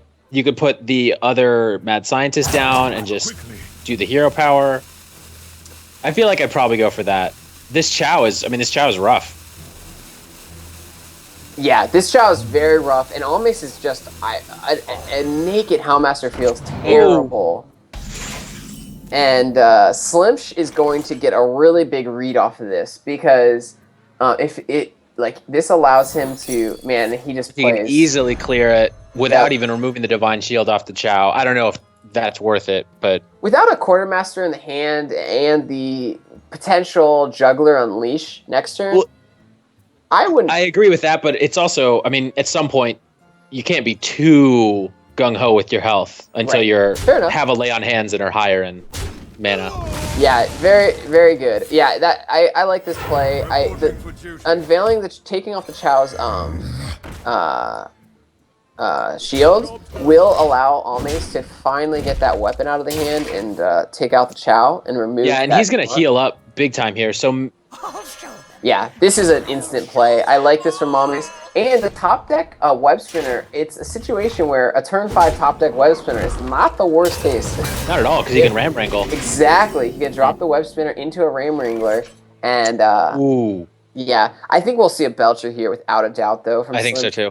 He saw the one. So the first thing is you run the zombie into the 2/2. You run one of your guys in. Test. Oh, I guess he doesn't plays around Snipe. He doesn't want to proc the bow, so he's not going to even pop the trap. He's just going to take a very commanding board control here. A top decked high main, though, is just what I guess Almace is going to go with it. It's way more consistent. If the Ram Wrangler misfires and it gets him, another web spinner or something. Right, it would just be catastrophic for Almace. Almace gets the read that Slimsh doesn't want to pop this secret. And so he's going to hold on to his bow and scientist, and I guess he's going to let the high main take care of business. Right now, Slimsh has no Peacekeeper, so there's really no response here to the high main. Well, he does have... Let me think. He has 4 damage on board. Or that's... Oh, and he's just going to keep... He's just going to keep on putting pressure. Interesting. It looks like he will do this. This is interesting play. The problem with this play is Zombie Chow. Zombie Chow's not built for smorking. He's built. Well, I think the plan might be that if he can keep the Chow protected enough, right, then he doesn't. Because how is he ever going to make up all that health? Right, and it looks like Almace is going to taunt up, and really, man, he's going to make a huge play here. Almace is going to take. This is going to get real dicey now for Slimsh as his very strong board is now. Well, he does get to do the BGH into a Consecrate, so he's fine. BGH into Consecration, perfect curve for Slimsh here, and I think he'll get a full clear. That'll be 4. Yeah, He'll need to run 1 into... There is going to be a freezing trap interaction, and one wonders if you want to get your Zombie Chow off the board. Yeah. Yeah, so this is actually this Leok is really tough for Almace as this gives Slimsh an out, and this top deck Consecration is going to really put in some damage. You'll notice Slimsh doing these attacks before the Consecration to play around that secret. I am not sure how much Slimsh wants to, if he even wants to give Almace a bow charge. It is a freezing trap, so Slimsh is going to get rid of the 1/1. He's going to clear with his face. Interesting. He's going to leave the Chow on board. He is, and with the Belcher in play, like it is protecting the Chow, and he has the Knife Juggler and Muster next turn, which is He has lethal. 4 damage. So if Almace doesn't do some kill command shenanigans here, Almace is definite, and he's going to go for the Ram Wrangler. Uh-oh. It's a drop. Garbage. So very. And that's why you never try to wrangle Rams. Yep. Leave the Rams be. And Slim. Interesting bit of Hearthstone trivia: there is no Ram-based card. Is that true? To my knowledge. Is a it would have to be some kind of dwarven mount, and I nothing comes to mind. Is a sheep a ram? It is not. It's a sheep. Are you sure? Pretty sure. All right. Well. I guess the lack of rams led to Almace's downfall, as Dan has now confirmed there are no rams in Hearthstone. So not sure what Almace is trying. What is he wrangling? What is he doing out there? This guy's all talk. The crocodile just walks into the room. He's like, "What are you doing with that bell? Like, I don't know what." All right, I'm here. Anyway, so Slimsh able to come up big, and he played that game really, really well.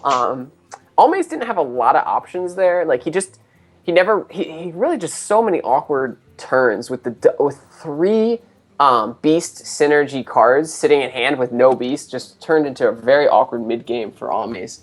And Slimsh was able to take advantage of that with a great curve, and he's getting his commanders back in the game and solidifying he's not going to go to the bench.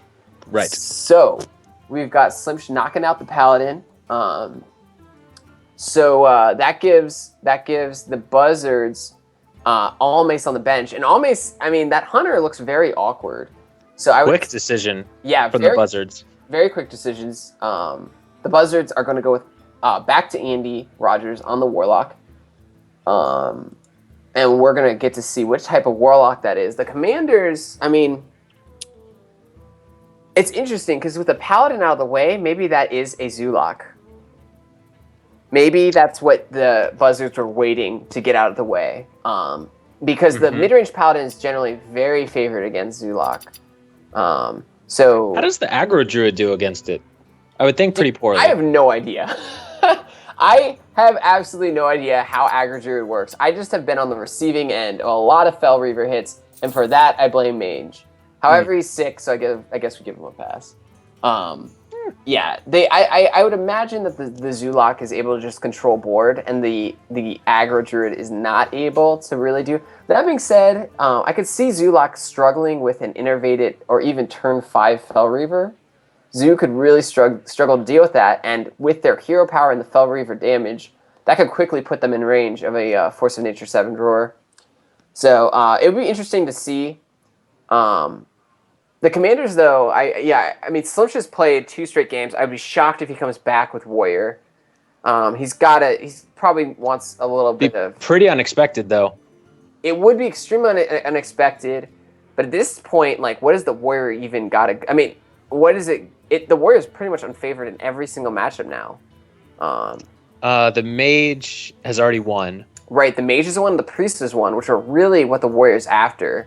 The Hunter's mid-range. The Hunter's mid. Well, the Hunter we just saw, and it was mid-range, but it was kind of weird. The slower the Hunter, I think the more favored the Hunter is, actually. Really? Yeah. Actually, yeah, okay, that's fair. Because that makes sense. The Hunter's able to constantly apply pressure. It has the early game to just keep putting Knife Jugglers and so forth on the board. Right, and I don't think there's a Baron Geddon in Slimsh's deck. Right, and if it's unrelenting with that pressure, where it's, curving out into Ram Wranglers, Houndmasters, and so forth, it'll just kind of knock over the Hunter by turn 8 or 9. So Slimsh's Hunter, or Warrior rather, will be a difficult win. And they realize it, and they're going to send Clark Kent out with the Warlock. So we have a Warlock mirror, and that's going to be fun because we don't know what either of these guys are playing. Let's see if Andy, who seems to be really on point with their brings, I would love to see a Sacrificial Pact in one of these decks. Yeah, I mean, after really seeing going that for the priest, exactly. That priest from Andy, which is the most teched out deck I've seen since I failed completely in the finals with my double Kazan Warrior. It's so checked out that maybe Andy does sack pack his Warlock class. Well, both of these guys unexpectedly brought Zulok in week 1, so we may be seeing some mind games from the teams here from which Both handlock. both handlock, both golden. So buckle up, and both with terrible starting hands. Clark's. He has the BGH, and I think you have to keep it here. I definitely think you're going to keep it here. Yeah, you keep the Void Caller, you keep the Handlock, you obviously kick the Molten Giants. Andy, you keep the Owl, you keep the Void Caller, and you get rid of the Molten Giant. I would be surprised if either of these guys mulligan before the timer runs out, because the mulligan here indicates kind of which deck you're playing. It's very weak kind of indicator, I've noticed. But it's true, because if you send... I'm not even sure what the line of thought is. The idea is that the zoo is more likely to be satisfied. Yes. The zoo has. So if they each send back what? So if some send back 2, then maybe. But if Andy sends back 1, I would not confidently say, oh, it must be handlock. Right, and that's the thing. Like I actually, when I play handlock on ladder on THL, and I have a really good hand, I mulligan really quickly, and I just let them see I kept everything, so they can expect. So Andy does actually decide to do that, and he gives this terrible starting hand for Andy. I greet you. Yeah, very bad for Andy. Almost as bad for Clark. They're both, I guess, with the Void Caller and I guess the Owl's not so bad. Right, and Andy top decks the Drake, so that's really good. Andy's hand's turning around. This is one of the powers of handlock, is the fact that it draws for 3 turns. Yeah. It gets a chance to fix its terrible hands. They both have turn 4 plays, regardless of the power 4s, which are Twilight Drakes and the Mountain Giants. Clark top decking an Owl. Nice. Is huge. Big time. So right here, I think here you coin out. You've got no Moltens or no Mountain Giants and no Twilight Drake, so you just coin out the Void Caller. Could not agree more. I like the coined out Void Caller. And I didn't even see that. He has a Doom Guard sitting behind it. Exactly. He has the Doom Guard. I think Andy will probably Owl the Void Caller, which is really nice to get out of the way here. So we do see Clark play the Void Caller. Clark is obviously with the golden. Oh, and Andy picking up the BGH. So maybe Andy... Pretty even hands here now. Very strong mirror hands. Very, very strong. This is a game where basically the way you win this is just holding the board and not so advantage playing. If he plays the Drake here, advantage 1 is going to go to Clark Kent. So many possibilities. Yeah, the Void Caller is so much stronger against Clark Kent, but the problem is Andy could lose his Jiraxis, which is okay on the board in the mirror, but it just doesn't. It just gets knocked out of the park by a Giant's attack power. Yeah, it's really not. It's not ideal. If this was Zoo, would be another story. Right, it's so much more powerful as the hero in the mirror. So Andy's going to consider that, and I think this is going to be really rough because I don't think Andy wants to get Jiraxis out. So he clearly isn't a big fan of this Drake play. Right, and the thing with this is Clark doesn't even have to Owl Mortal Coil. I think he will. Owl Mortal Coil will be very strong here. But he could even run this in and ensure Doom. Actually, Doom Guard does nothing, so he would have to ensure Doom Guard and then still Mortal Coil. I don't think that's worth it. Yeah, I agree. I think we'll see Clark Owl Mortal Coil, and he can hit face. But a lot of the pro players in the mirror don't even ever hit face. Because what happens is if you're holding board control, you can ensure he'll never get a Molten down, and then just play around Shadow Flame. By basically, he won't be able to play a Shadow Flame until maybe even turn 8. So, wow, we see Hellfire. Okay, so we're going to see the Void Caller deck coming down. Andy is going to play that one quickly. He didn't really have much of another play. And now Clark is going to have to decide if he wants to see what's behind door number 1. He doesn't have an Owl. And so But he does have a BGH in case it's Mal'Ganis. Right, but there's 5 demons played in Demon Handlock. He sees 1, so there's 4 more, and of the 4 more, only 1 is BGHable. True. So he is got to not be feeling too good about this. A Jiraxis is probably the worst possible one.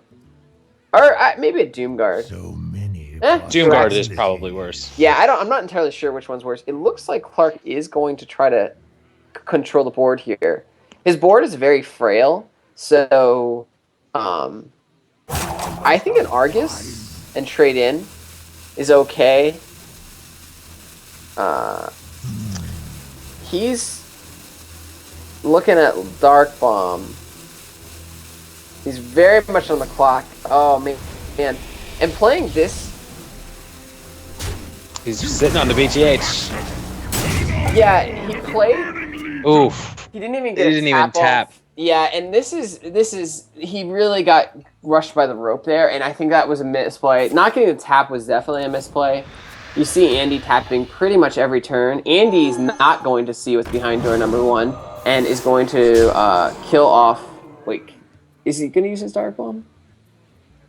I don't really see a need. Well, it gives his owl for free, so he will use his Dark Bomb.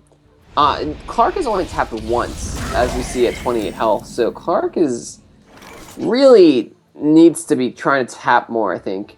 His Emperor dies. Well, he just saw that owl, so the Drake just became much safer. Right. The Drake was really good. You want to kind of set up a board for Dr. Boom to come down.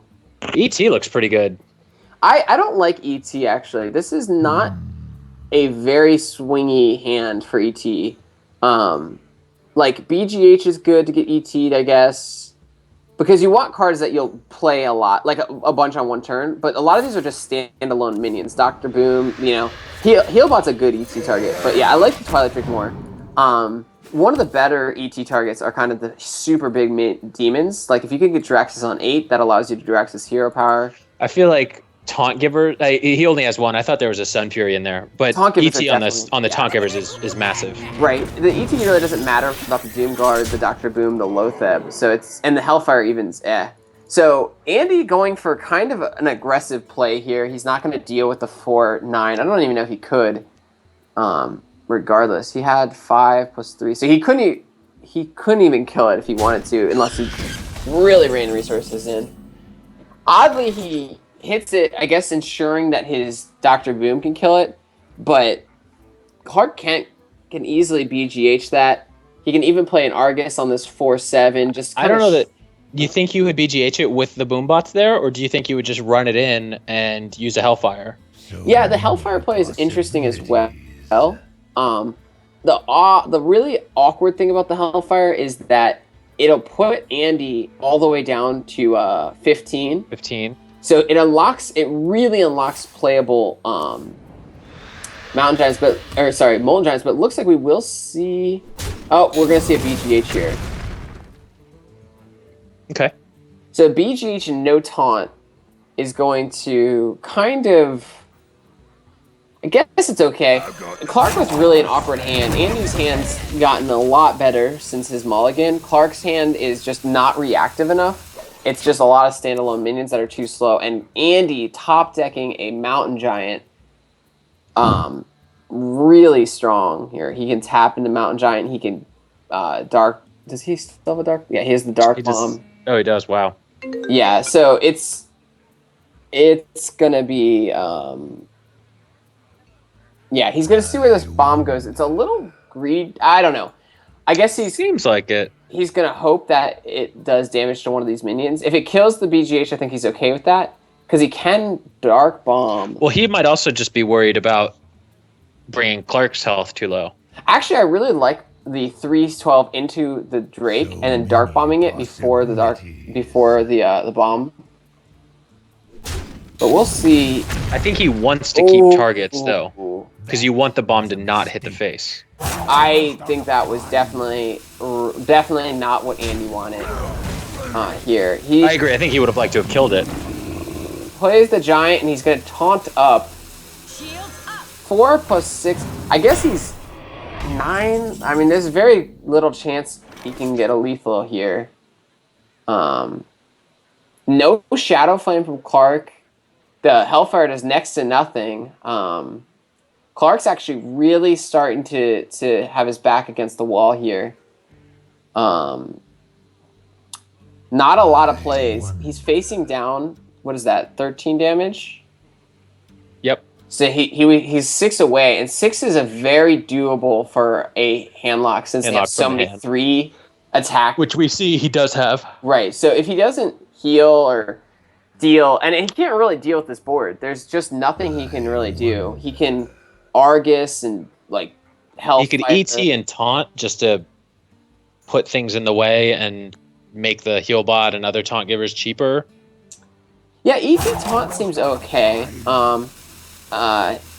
Andy would not have lethal with that play, but it's starting to get very precarious for Clark Kent, and he doesn't have a Shadow Flame.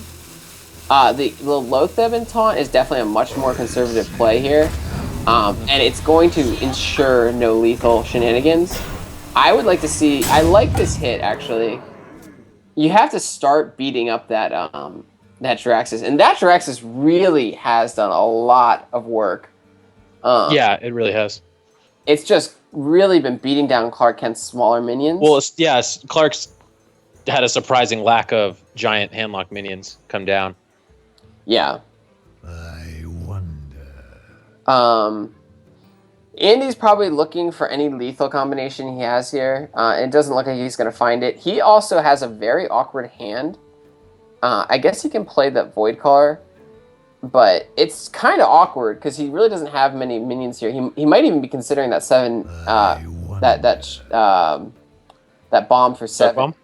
Dark bomb. He might be considering the Hellfire for 9 even too, because that will clear the board, and all he has to do is lose his Sun Fury.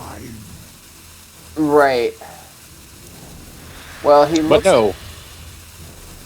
He's gonna Molten Giant and just set up for next turn lethal. And this is just crazy. This is just an enormous amount. So Clark Kent really on some form of destroying that Molten. Hellfire is looking a lot better. He just saw Molten, so if he Hellfires here, he goes down to 16. And Andy has 8, so he's at 8 effective health. Right. And then Andy has 6, so he would be 2 off. Andy would be 2 off lethal. Provided he doesn't tap. Right. Hellfire here. He can Hellfire and even Healbot if he wants. He could also Hellfire and even Doomguard if he wanted. Doomguard looks really bad though because there's so many. Yeah, all you're gonna do is trade it away, and you're gonna lose to. Yeah. Right, and Andy picking up those double 4-drops, those last 2 cards he's picked up, the Twilight Drake and the Void Caller, are going to give Andy just really good board presence after Clark Hellfire's here. Mm-hmm. So, I think we'll see. Oh, and even if he is going to go for what does he lose? Oh, and Andy top decks a Molten Giant. So Clark losing the Mal'Ganis actually I don't think is that bad, believe it or not. It just doesn't. It's so slow, and Clark's really on his back foot. So right now Andy can play. He can tap Twilight Drake, and I guess Molten. I guess he might not want to even tap. He did see the 5 burst damage gone and the Hellfire, so there's very little damage that Andy has to be worried about. He's gonna play these huge minions now. He can taunt up even. And this is backbreaking. The only way around that would have been to have drawn a Shadow Flame, which he did not. Right, he can tap into it. Are things getting that desperate? I mean, he can Dr. Boom taunt it. He can play the Molten Giant and the Ancient and taunt it, and that seems like probably the play here. But I think. So many possibilities. Yeah, Andy. Oh, so Clark goes for 8. Wait, is that 6 plus 4? Well, so now he can play. He has to get the taunt down. There are very similar card totals. Andy's at 12, Clark's at 11. And Clark just hasn't. He's just been on his back foot. He's been trying to clear this entire game. Andy has been able to hold the board control, and he's really just beaten Clark's minions into the ground. And Andy has been able to hold on to that BGH this entire game as well as the Dark Bomb. He has a lot of reach in his hand, so Clark's got to make a decision here. He's gonna play all of these. Okay, he's gonna go ahead and put up a wall, and that'll survive for a turn. Is he just dead? Shadow Flame on the 8/8. That's 6 plus 6. So Andy is 2 off lethal. He can. Oh wait. EGH Shadow. Oh, so Andy has Hellfire. Yeah, he's got it. Yeah. Okay. So Andy figured it out before. Yeah, I was able to get it. Really tough game. Clark just not. Okay. So Clark just not able to find the answers and not really able to establish board control at all. Andy just held onto the board staunchly. So the Warlock out of the way for the Buzzards, and they are just rolling now. They only have 2 classes left. They have the Paladin with Cassidy, who is, it's the class he's been playing almost exclusively on ladder for the last 2 months. And Almace on Hunter, right? Yeah. On the Hunter, on yeah. The Hunter. So Andy's done for the night. Yeah, the Commanders are reeling. Clark Kent unable to find a win on his Druid or Warlock, in both of which just really rough games, where his opponent just outdrew him and had just far better hands. Yeah, he just did not have. There wasn't. Yeah, both of them. He felt really immobilized the whole time. Yeah, I think he played it to the best of his abilities, and Clark just able to get that Draxus out, and it went largely uncontested. And Andy, I'm sorry, Andy. Thank you. So rough game. The Commanders not able to find a win there, and they're gonna go back. That swings it in their favor to 4-3. Right? I have 4-2, I believe. 4-2, right? Yeah, the Commanders have a win with their Paladin. They have a win with their Hunter. And the Buzzards, again, are just looking to get that mid-range Hunter through, and their supposedly mid-range Paladin. Yeah, I think they clearly have a lot of faith in that Paladin. They're most comfortable with it. Right. So they're giving the Hunter the greatest opportunity. Right. Yes. By running it first. They're going to bring the Hunter. We see that that is indeed what they're going to bring. Almace on the Hunter. And we are waiting to hear from the Commanders on which class they are going to bring.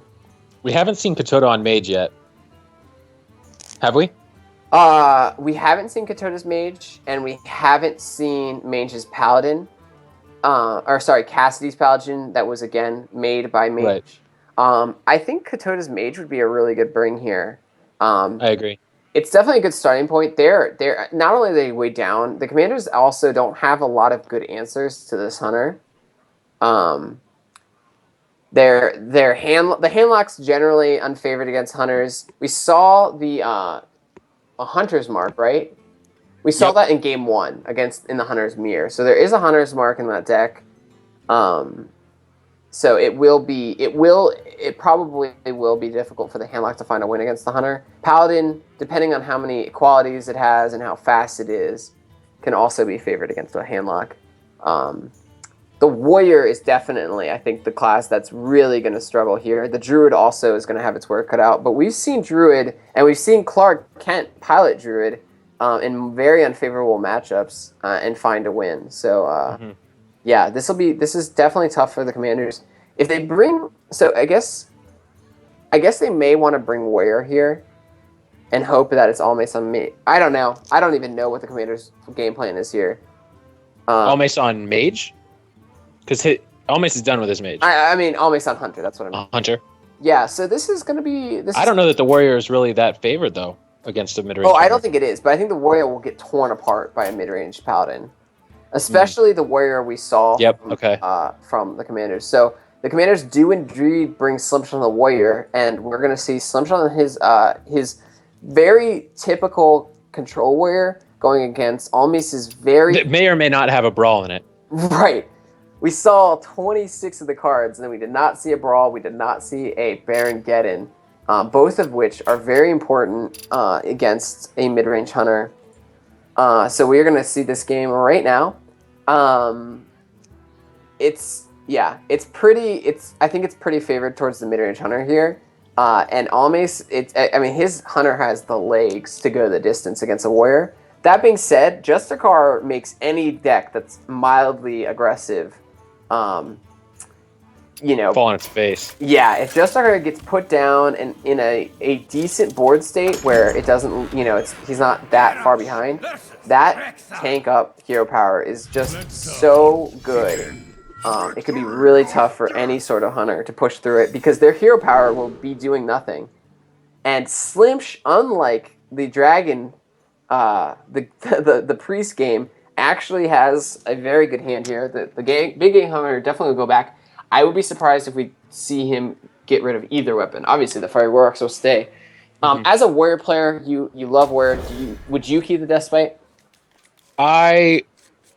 Going first, I'd be less comfortable doing it, but knowing I had the Fiery War Axe, so I know that my turn 2 play is going to happen. My turn 3 will probably be armor, and that's not the worst thing. Right. I would probably keep it. Right, so Almace gets the turn 1 play, which is very uncommon for the mid-range. They only play one drop. I think picking up the Armor Smith was really huge, though. Yeah. Oh, yeah. So he has the Armor Smith, and Almace, without hesitation, plays the Freezing Trap. What do you think of that? I think he's trying to maintain early board, he doesn't have a weapon in hand, so he can't just use the Eagle Horn. I don't know, it feels premature, but I'm trying to rationalize it. Sure. Yeah. What do you think of him trying to bluff snakes so that Slimsh might not attack, or might? I guess Slimsh would go face if he thought it was snakes. I think we'll see Slimsh potentially attack face here. Is he not attacking? He's going to attack. Okay. Not sure what he was going for. I actually dislike the way he played that. I would have liked Slimsh to go face with that and hold on to his weapon in case it's a bear trap. That would have played around snakes. Anyway, Almace is going to get a Animal Companion off, and that is going to be a great Deathbite target. Yeah, I don't see any play other than Deathbite here. And now the Web Spinner is probably just going to die for free to this Deathbite. Double high main. So Almace is going to have potentially coin high main, or he could even have a Loatheb into high main. And there's a brawl. So Slimsh is doing all right here. He can clear the board and put down a Sludge Belcher, and he's got the Armor Smiths to back it up. Yeah, it's too bad that he couldn't get double Armor Smith action off the Deathbite. Yep, and we see a Muko's Champion, so a new TGT card will see action. TGT is out, I guess. Well, we know the Ram Wrangler's in there too. Right, that's true. So Slimsh sees the dreaded high main, and this is going to be just terrorizing him because it's turn 5, and if you see a coined high main... Well, the bash isn't so bad. He can do some damage with his face. No, he's not. He disagrees? All right. Yeah, he might just go face here and let the high main attack in. And then next turn bash it? Next turn bash it. But we're going to see double high main, and then I think Slim's just trying to set up for a big brawl. I think also, yeah, well, here too. So he swings in. Right. And then that's 2 armor. He bashes it and then gets to swing at both hyenas for 4 more. Or even 6 more armor. Yeah, and you have to wonder if, maybe even Dr. Boom, maybe you don't deal with them this turn? 2 of them is a lot. It's a lot. It's almost half of your health. But he could swing. What now? He could completely clear one of them while picking up 7 armor and leave a 1/2 taunt up. So he would take 6 to the face, but he'd pick up, so he'd net gain 1 health. Well, he's looking at Execute, so I think Execute he's looking at feels a different line of play. I don't know where he's going to go with this. I feel like I would rather run the 1/2 into the healthy one and execute that. This way he does the same idea, though. He saves the bash. But now the bash is kind of awkward damage-wise. The bash is awkward, and with the execute out of the way, the Houndmaster might be looking a little better. Although I guess it's unnecessary since he's going to be running this into a 1-2 taunt regardless. This is interesting line of play from Slim. She has the double armor smiths down, so I guess he's feeling somewhat comfortable to not brawl. I guess he'll kind of wait for a larger board from the Hunter. Once the Hymenes are out of the way, Slim, that's basically the worst card for the Warrior. That feels like pretty smooth sailing, yeah. Yeah, I mean, there's probably, I think we might have even seen a Dr. Boom. Especially if you can do it without having to brawl at all. Right. I think we might have seen a Dr. Boom. The Lotheb coming down is going to be enormous. Yeah, expected, I think. Yeah, and now Slim has a lot of options here. He can drop the Justicar and Hero Power, which I kind of like. This board is just so awkward to trade. Like, Justicar will have a hard time trading here. I'm sorry. Almace would have a hard time trading with her. Right. Yeah. And so Almace might be forced to use a spell or a weapon on her, and that would just kind of be very awkward tempo for Almace. And you're at 10 armor, you're gaining 4 every turn, so if you take 11 to the face, that's not the end of the world. And you don't have any... Even if you did have an armor-dependent spell in hand, you could just use the Shield Maiden. But he disagrees. He's going to clear this off. He's going to go ahead and just pick up a bunch of armor. Yeah, he got a lot of out of these armor smiths, and he's just going to drop the Dr. Boom, which also is really awkward for this Hymane.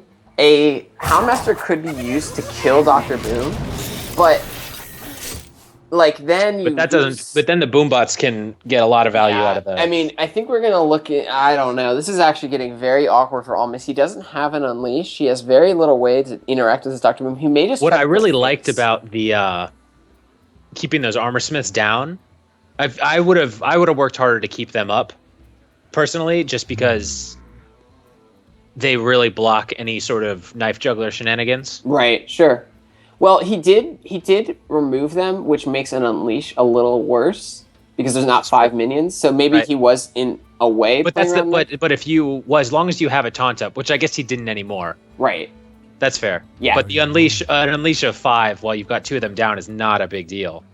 So it's just every one of those 1/1s is giving you 2 armor. Right, and Slimsh is going to be going into this turn. Wow. So we will see Almace drop the Animal Companion. I think he'll go face here. Oh, he will trade. So he's gonna play around BGH. But Slimsh is. Wow. Slimsh is gonna be able to bash and play one of his 6 drops, and really, I mean, I think you played a Shield Maiden, no doubt. Yeah. What I like about this play though is Almace actually sets up a really good Mukless champion. He can drop both or one of his 2 drops, I guess. Oh, bummer! I can't believe he did that instead of the. He's really been hanging on to that bash. I guess for Shredder, but I mean that's the same body as a Shredder. Yeah. Yeah, I guess he's gonna play a Sarah. Oh wow. I can take the hit. Yeah. Oh, and he's gonna have to bash anyway. Yeah, I don't know what he was expecting there. Anyway, regardless, Ram Rider comes down looking for anything but a Crocus. Oh, jeez. That's something.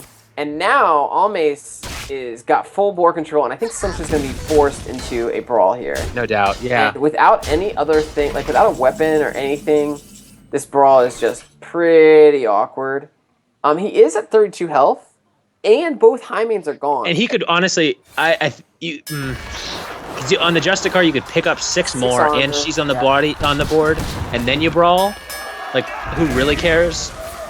That's a big bummer. Snap play by Slimsh, so maybe he was just really uncomfortable with how the board was getting bigger. Mukless champion followed by Haunted Creeper here, followed by Hero Power is devastating. Yeah, and now with the brawl out of the way, and since Slimsh really didn't play.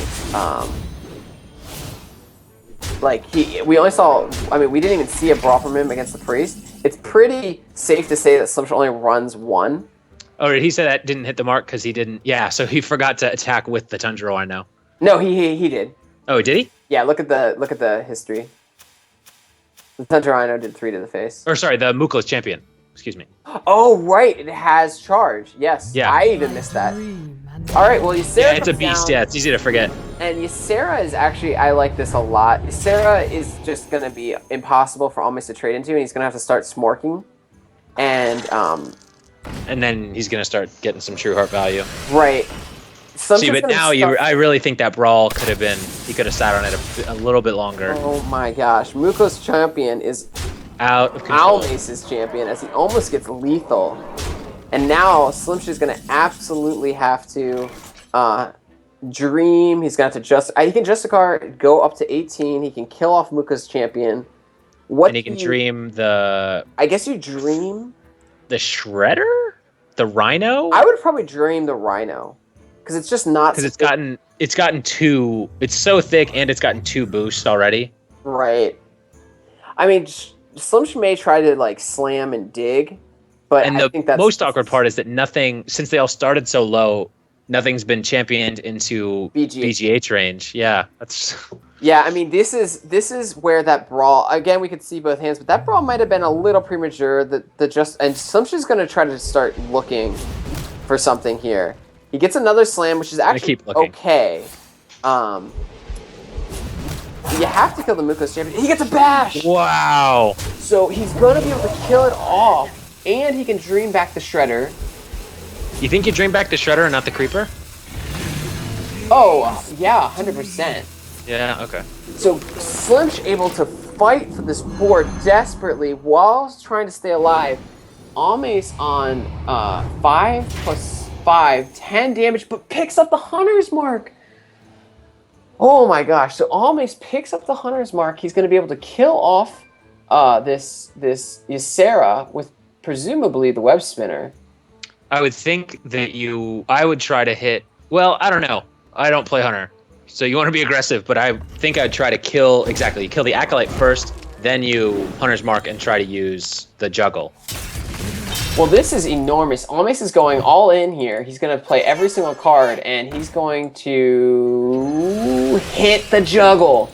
So Slimsh is now going to have to... He's going to have to... Ysera Awakens. And then there will still be a board of 3 He has things. a Baron Geddon! He can... he would be dead if he did that. He would kill himself. Yeah, he can't do that. He cannot do that.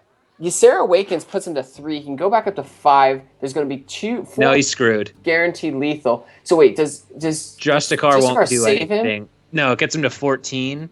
We can Justicar and Shield Slam. 10, 20. No, he's got 14 on board.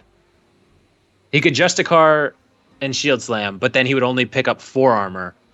He Justicars up to 12. He Shield Slams off the Juggler. You'd have to kill the Juggler. You'd have to. And then it's 7 plus 4 is 11. And he's at 12. So he's technically alive if he Justicars. He is technically alive. The Ysera's Awakens will be absolutely... Well, and he'll be more alive because the Justicar won't actually... He'll probably trade in the Justicar with the Haunted Creeper. Oh, I don't know. I think Almace is going to go full face. You see Justicar down, you've got to sprint. Almace gets a King Zellic. He could... Do we have any rules in place for draws? I don't know. Don't ask me that question. Okay. King Zellic here. Almace doesn't have... Oh, but Almace picks up Dr. Boom! He gets what is probably his best card left in Dr. Boom. So, Poor Slimsh. With 1 Boombot, can Slimsh stay alive? He is 1 off lethal. Slimsh Oh my god. He is. He's 1 off lethal. Slimsh can get up to 10 health. He can use... Actually, he's not 1 off lethal because the Boombot could just kill him. Right. He can BGH. He can armor, or he can Ysera's Awakens. Armor, Ysera's Awakens, see what happens. You're gonna have to beat this Shredder. It's not like you really have options. That's game. And a Malor. I mean, that's This is 100% ridiculous. Almace with some incredible luck. All the RNG Slim side. Yeah, I mean, just very tight game there. Slim I think, got punished for just throwing that brawl out there when It seems like this deck only has the one. Right. And I mean, with patrons disappearing, like, it makes sense that there's only one brawl. But I mean, it's an uphill battle for Slim. I think I would have liked him to hold on to that brawl with that big hand. I mean, the Mookla's champion. And he could have, and if he didn't brawl that turn, keep in mind that he would have gotten the Justicar out like 6 turns earlier. Right. He could have that would have been, been and he would have 12 extra armor theoretically. Like 32 health. Right. So it's so easy here for us to rear seat drive, but it's I mean, you just gotta wonder. But from the view in the rear seat, I'm just saying. Monday morning, it looks like this would have been the quarterback play. Yeah, it was definitely a tough play for Slumsh there. He almost pulled it out. He actually almost pulled it out. I mean, so many things happened for Almace to get that win. He won both. I believe he won both, Alex. It's just I can't think of anything that didn't go Almace's way. Yeah. I mean, he got the Mookla's champion. He got actually a Malorn. He got actually one of the best Shredder drops. He elected a Dr. Boom when it was playable on that turn when his hand was empty. Yeah. I mean, that was pretty rough luck. And if he had not gotten that Dr. Boom hit, because I believe the Boom bot, Slimsh went up to 10. 3. He went down to 3, so the Boom bot hit for 2, which is, I guess, average. No, he was at 3 after the Boom bot hit. He was at 5 and then the Boom bot, yeah. Goes up to 10. Goes down to 3. Yeah. So he's at 3, so he would have... There was still... what came off the Shredder? It was a Totem Golem. It was a Totem Golem, so he was screwed. Almace using all the skill he could muster, and Slimsh unfortunately not able to overcome it. The Buzzards smell blood. They see a rotting carcass in the form of the Warsong Commanders, and they're going to send out Cassidy to finish it out with Paladin. We have not seen the Paladin yet. Mange is well known for playing mid-range Paladins. He doesn't generally play the more aggressive Secret Paladins or Aggro Paladins. And the Commanders are going to throw out Katoda on the Mage. So it's presumably a Freeze Mage. And they're going to try to fight their way back from a 5-2 deficit right now. So, yeah, this is all... And this is... The Buzzards did lose the first game, too. Right, the Buzzards lost the first game. They made a master play by sending Almace back out on Hunter, and they were able to get Slimsh on Paladin. And by doing that, they were able to turn around the tide of war, and now they are looking at a very commanding lead. Cassidy, who is the sub, he's coming up. He's trying to help out his captain on Team Rank 5. Mange, secure the win. He's playing in Mange's place, Mange being very sick. So he's trying to get the win. We do see it is Freeze Mage from Katoda. This is generally very favored. But, I mean, the Commanders have Handlock. They've got Warrior. And they've got a lot that they need to get through. And that's going to be a lot for this seemingly mid-range Paladin of Mange that is being piloted by Cassidy. So Cassidy trying to Cassidy, by the way, tryharded all the way to rank 9 today alone. He actually got to 8 and then fell back to 9. And how embarrassing! Him because right, exactly. I applaud him because generally Cassidy is Captain Cancer with the smart decks of Hunter and Secret Paladin, but he actually was playing mid-range Paladin today. Ooh, Cassidy getting some skill. Look at him. He didn't smart his way. He played with honor. Which is, I mean, that's what they claim at the beginning of every match. So I'm glad. Well, Cassidy actually has a very, very strong hand against Freeze Mage. Super unfavored here. He will do his best to stick it out. But this hand is extremely bad. Extremely good for him. It's slow, but it has all the answers that Freeze Mage has to offer. Honestly, is there any merit to Cassidy Well, he played the scientist instead of the hoarder.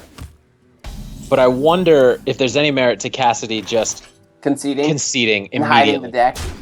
Well, I think that's. So you see the loot hoarder here, and now you know. It's an interesting play, but with this hand's incredible against Freeze Mage. This hand is absolutely incredible. He has the Quartermaster and the Owl, and what Cassidy's going to do here, very alertly, is he's going to play the Zombie Chow and the Hero Power, and what that'll do is that'll basically trade for all of Kotoda's board. So, what Cassidy's doing is he's setting up a turn 3 muster that'll go uncontested from the Freeze Mage into a Quartermaster, and that'll be a lot of pressure into a Lotheb. So, that is a really, again, we see a really, like, scheduled out play from Cassidy here. Like, very wise of him to kind of, he's looking at his hand, he's looking at his turns, and he realizes this is what he has to do.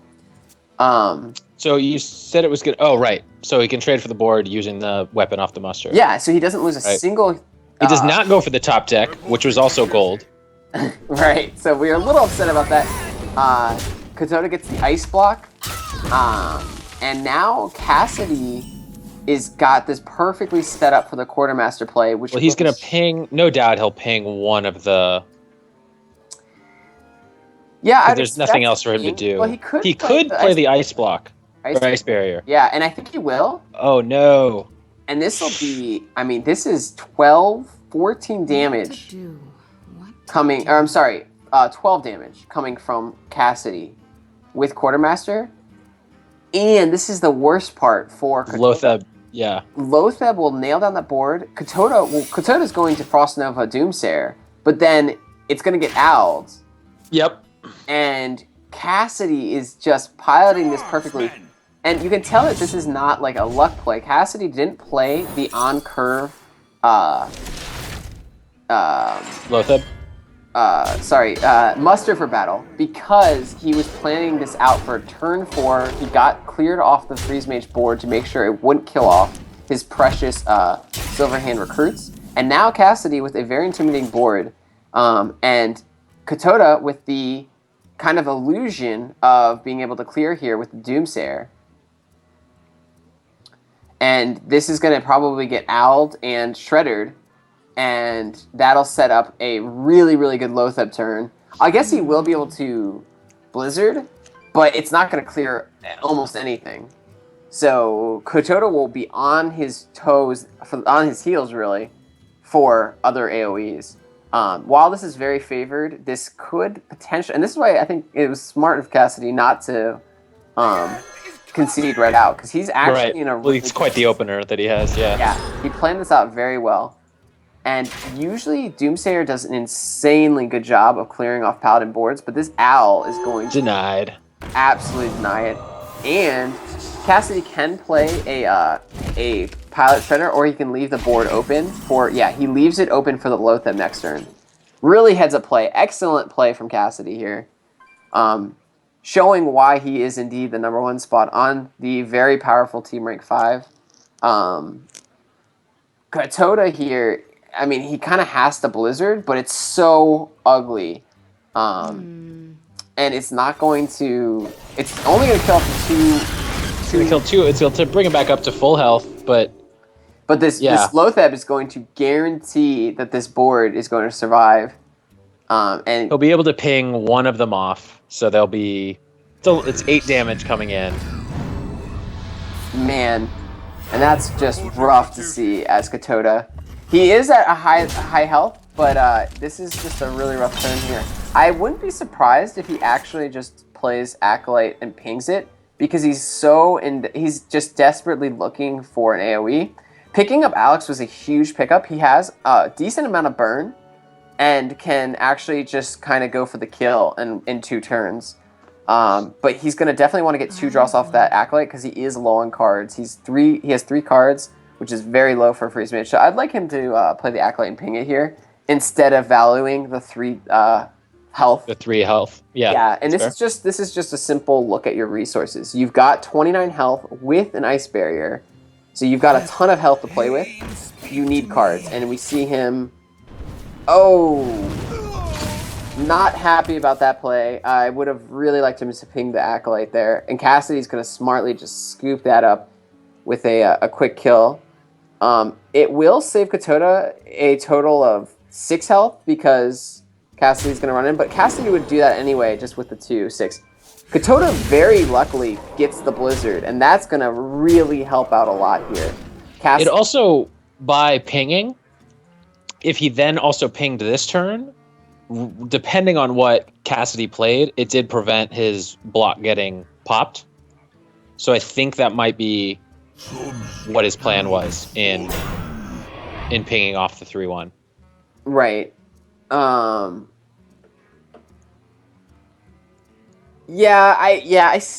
think Katoda got really I don't think there's much justice. Katoda top decked that Blizzard, and he had 16 cards left, and he gets a Frost Nova.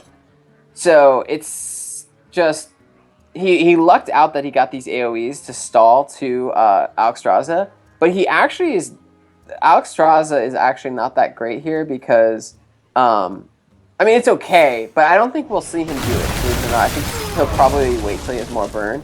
Cassidy with the heal in hand is going to really gonna give this Alexstrasza a fight for his money. I think Katoda's really, really, really looking for Antonidas, but this is a situation where Katoda, he could have had an extra card here. I don't know. I think I would have liked to see that. Cassidy. Oh, Katoda top decks Archmage Antonidas. So he's gonna do some quick math. That's 6, 10, 15. He can't be popped. A True Silver off the top would be enormous. But he does have a lay on hands. Right, so, but this is that top deck of Antonidas. So Katoda is just, oh man. Cassidy playing this perfectly. Katoda is top decking really well and playing very well. But Cassidy unable to pop this turn. He's just going to ignore the Antonidas, try to push Katoda all the way down to 3, which is in range of double Consecration. So Cassidy guaranteeing the block getting popped next turn. However, Katoda has ways to fight back.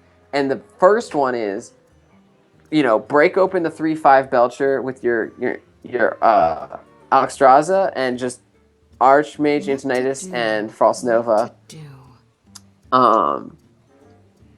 Unfortunately, though, that's going to get punished by a quality muster. Well, I think a quality consecration. Quality consecrate's better. Yeah, right. Is the play. Yeah, this is rough. Katoda could go for a much safer play where he Frost Novas, Ice Barriers, and Illuminators, and that'll be really, really safe. He could even Frost Nova, Ice Barrier, 3, 5, 9.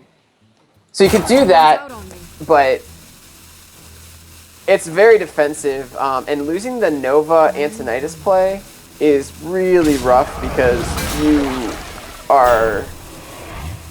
Man, he's got to make a decision quickly.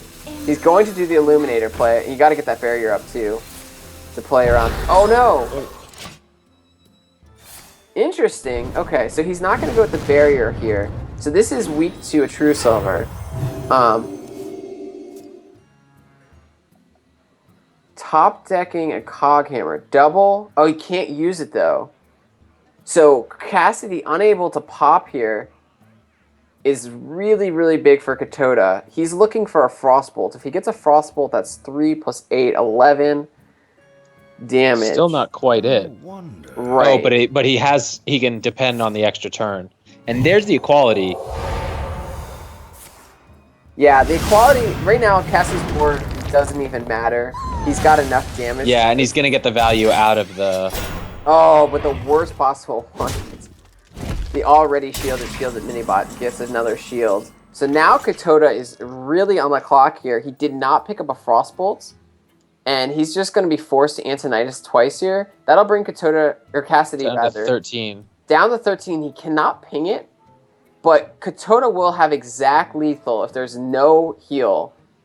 Actually, as long as Cassidy doesn't draw a heal bot, Katoda will be able to win this. Yep. He's already seen the lay on hands.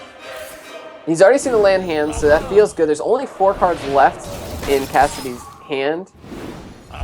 So Katoda feeling pretty good. Cassidy is on the top deck. He does have a Shredder. He does not top deck a lethal, so the first thing you do is run the Shredder, and I think we'll see Cassidy do that immediately. Oh, he's gonna pop first. Okay. And run the Shredder. Shredder! Oh, Cassidy. See, Cassidy's now dead no matter what. He can just concede. And, I mean, it's a very slight chance to get a Vitality Totem. Right. But it's a chance, and we've seen crazier things happen. Reporting for duty. So Cassidy's dead. Katoda able to narrowly escape losing that game. That play with the really difficult play definitely was the Illuminator turn. Katoda definitely maneuvered it perfectly. I think the one misplay, I still think not pinging the Acolyte was probably incorrect, but Katoda got there in the end, and Cassidy gave him a very good run for his money. We didn't see any real big surprises from Cassidy's deck, rather Mange's deck, so the Commanders probably were paying very close attention to the cards as they're going to have to play against it for, at the very least, 3 more games. At the very most, rather. At the most, 3 more games. So, Cassidy's going to bring back the Paladin. It's a a mid-range Paladin. It's one of the best just sort of all-around decks. Now that there's no Patron, it just has very few bad matchups. And in fact, the Freeze Mage probably is the worst, if not... I'd say actually... Doesn't do so hot against the old Dragon Pally. Yeah, mid-range may struggle. I mean, Rogue and Freeze Mage are definitely the biggest ones. Slimsh still needs to get a win with that Warrior. And Clark Kent is on both Druid and Handlock to get a win. They did see the equality, so they know there's at least one, which is pretty expected. Yeah, this is gonna be very tough for the Commanders. I think all 3 of their classes are very I would say the Druid and the Warrior are very unfavored. I would agree. The Handlock, especially a Warrior that only has 1 Brawl. Yeah. Oh, yeah. Brawl. It does have the Baron Geddon. By the way, but the Baron Geddon doesn't do anything for you with regard to Murloc Knights. Right, and we didn't see one, but I can't. I mean, I assume it's there. I know Mange. I think he had 12 cards left. Yeah, there's a good chance it's still there. So yeah, Cassidy looking to close this out for his captain and the Buzzards captain Mange, who is on his sick. Not on his sick bed. He's just he's just on a bed and happens to be sick. Right, exactly. I didn't want to make that more grim than it was or is. So yeah, if you're the Commanders, I think you just go Handlock. You just try to get Cassidy. You maybe try to see as much of the deck as possible, and get Cassidy potentially a little tilted. Yeah, it'll be difficult. By the way, we are winding down here as the Buzzards have one more game. Stay tuned as you were teased, I would say, in Tavern Talk. We do have a big announcement regarding the Season 1 Inception. We have a huge announcement, very exciting stuff, and you're going to want to stick around for that. We will be unveiling that at the very end of this. So stick around for that as we wait. That's exciting. I was gonna head out soon, but yeah, I guess I'll stick around. Well, thank you.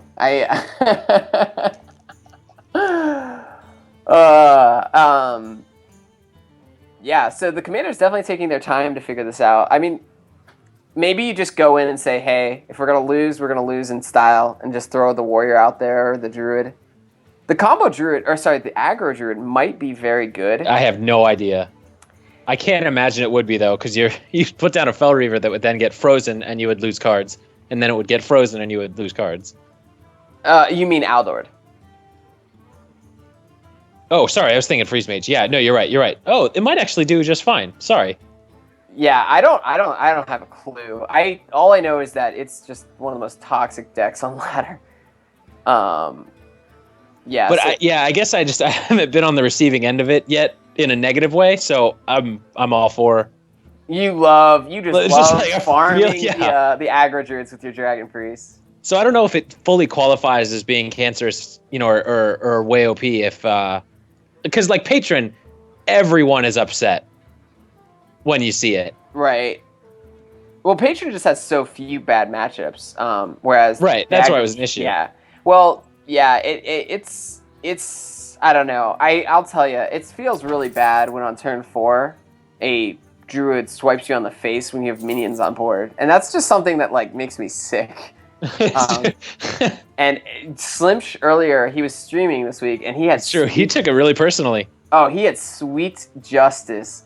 This aggro druid, he was on rogue, and the aggro druid swiped him in the face when he had a teacher on board with 4 health, and then Slimsh had a 6/6 Edwin Van Cleef, and the aggro druid keepered for 2 damage on Slimsh's face, and Slimsh was able to win, which it was just like some of the worst playing I've ever seen.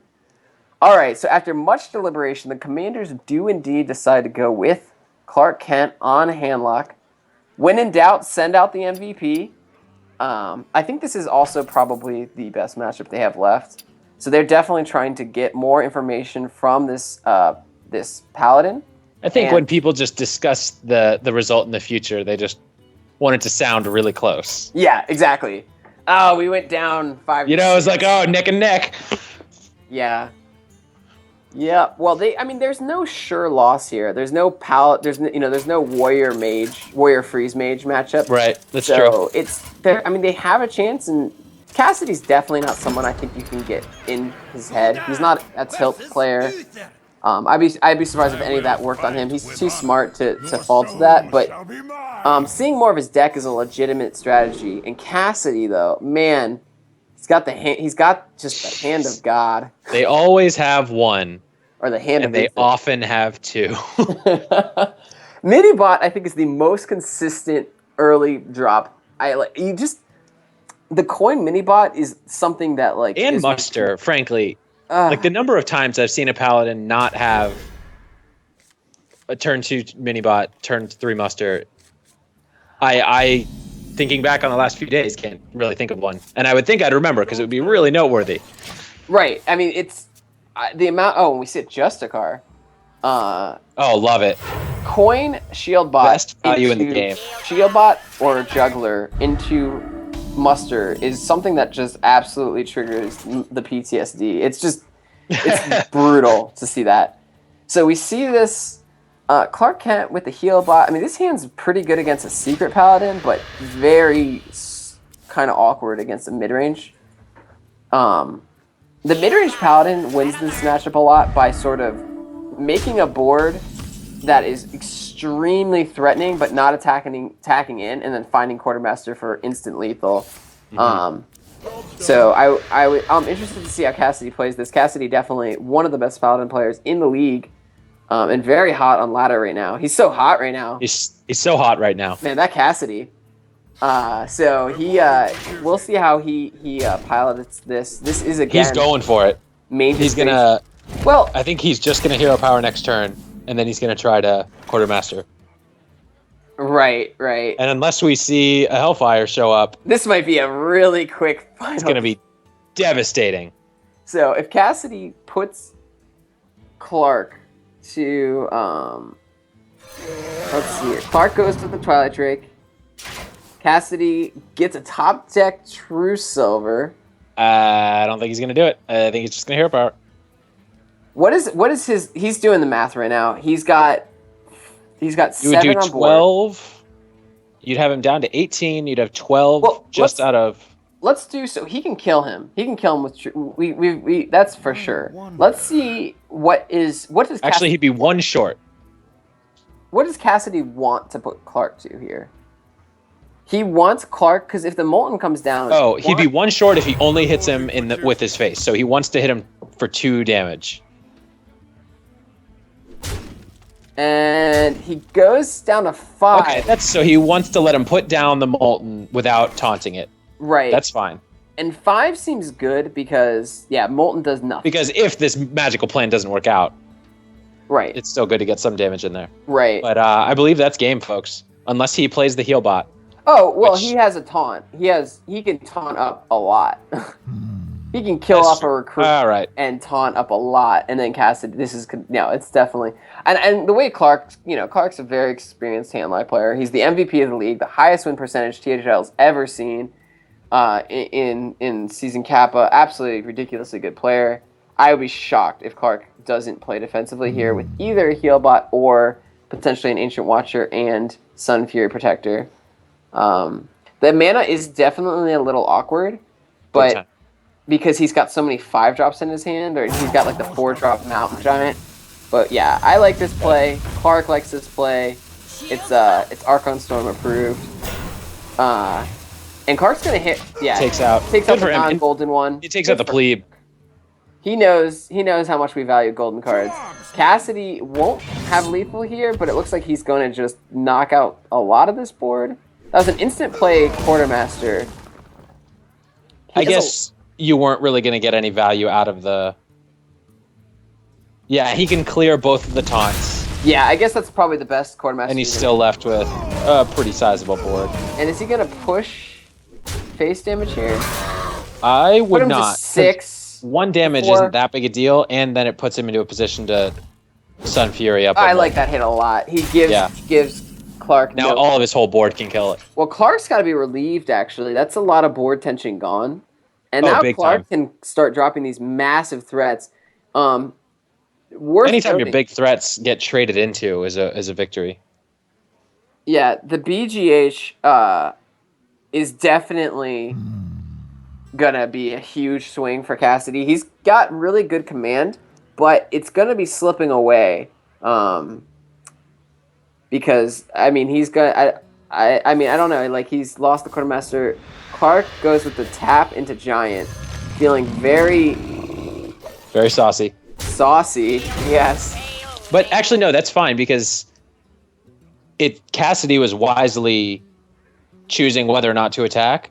And so by tapping, he guarantees that he'll be able to do a Molten Defender next turn. Right. I think, yeah, I don't know. I think, yeah. It's interesting. Cassidy is so close, but so far away. Paladin with no burst. And the thing is, the BGH is just so awkward on mana. It's going to come down and take half his mana, and he's got nothing but a Zombie Chow hero power. And Zombie Chow might not even be something he wants to put on the board. Mm-hmm. Clark Kent has double Healbot, so he's really playing with fire here. And I'm wondering if Cassidy's considering just Justicarring here. And I think that he may be considering Justicarring or even Murloc Knighting. But I think the BGH will ultimately come down. Maybe he's even considering like a True Silver attack. Okay, so Justicar comes down, and I like this. This is going to always... Murloc Knight. Oh, wow. With the Justicar hero power is the best value in Hearthstone. It's insane. I mean, it's 2 mana for 2 1/1s and a random Murloc. It's insane. So Cassidy is going to play... he's going to just say, come get it. And Clark has the hand to refute this. He's got the Dark Bomb for the 6/3. He's got the Heal Bot, and he's got the free Molten Giant. So he can go all the way back up to 16. He can leave Cassidy with the 2/2 on board, and he himself will have... You think he's going to trade into the 2/5 instead of doing the 8 to the face? Maybe he does go 8 to the face. That's a lot of damage to the face. It is a lot of damage. One has to wonder if it's worth it against a Paladin that has all sorts of defensive plays with Belchers and heals and all sorts of stuff. But the thing is this, the other thing Clark's got to be concerned about is such an aggressive play. He's got to be worried about equality and having 2 Giants on the board. He's going to go with Lotheb. Whoa. And this is MVP stuff right here. I would like now... Oh, okay, right. He plays on True Silver. Right. Well, that's an insanely good play here, and it's going to put a lot of pressure now on Cassidy. Cassidy just lost his entire board, and that plays right around equality. So Cassidy is going to have to probably BGH here. He can BGH in True Silver and actually clear off all the Giants. Anything else? I mean, maybe a Juggler? I don't know. It seems a little odd. Clark's still looking for some sort of AoE. This hero power of Cassidy is getting really out of hand. Let me think. So it looks like Cassidy's just pushing it. And he'll probably BGH He's here. got to BGH. Okay. So he just going for the throat. He's got the consecration, so he's putting Clark on exactly Healbot. So very greedy. No, I wouldn't say greedy. Very aggressive play, and it's not going to pay off for Cassidy. But at the same It does time, make his mana kind of awkward though, because now he can't really taunt. right? So he has to trade. Well, but I mean, you're going up to 10. He's got 4. I guess a top deck.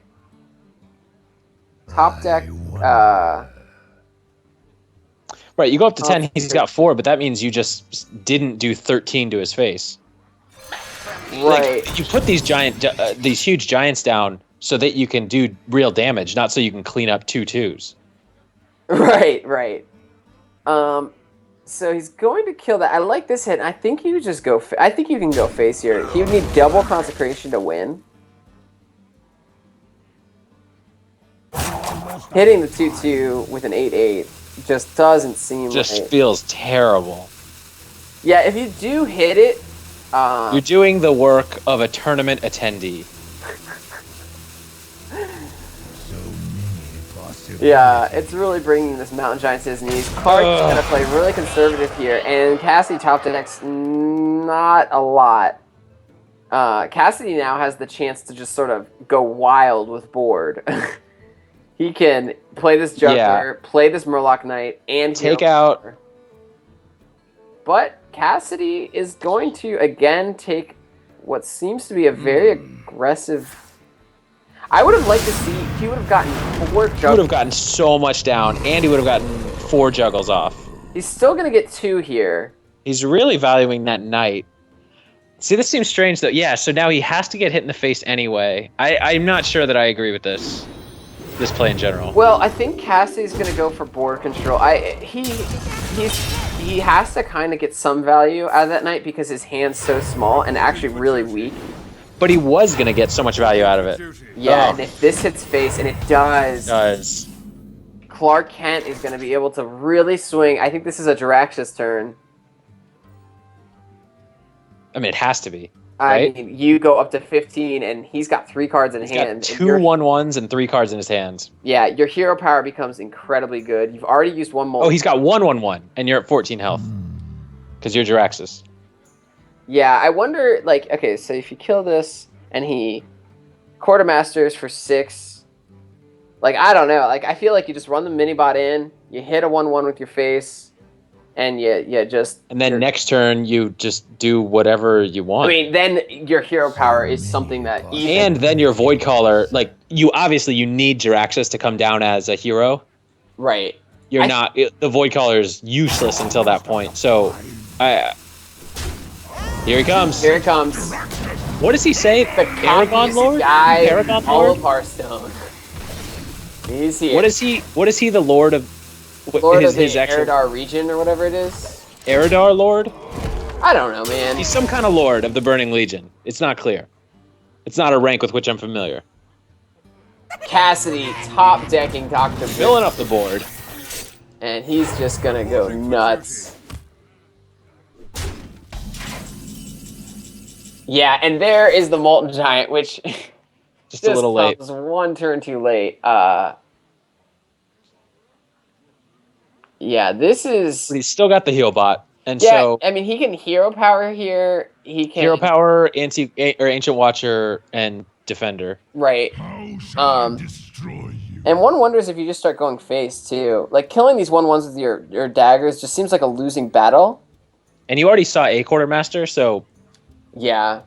You already saw BGH, too, so you're not scared of the Argus buff on your... And they're coming out... Yeah, they're coming out 2 at a time, so... At this point, I think you just need to depend on a Hellfire to take care of it. Well... Bots are another story. That's fair.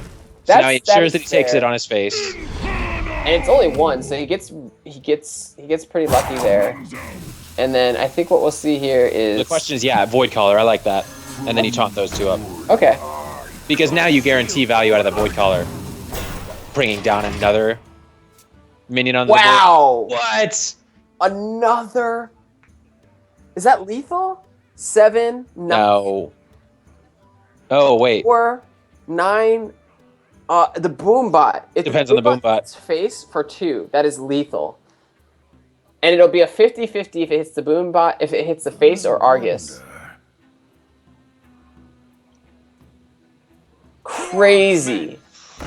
That is I did not aggravating. a double quartermaster. So wait. No, he wants you should run this. Okay. Oh, maybe he's trying to play around Jiraxis. Or Mal'Ganis. Mal'Ganis, right. He's trying to play around Mal'Ganis here. So he's gonna kill off this, see what comes out. But the problem is he actually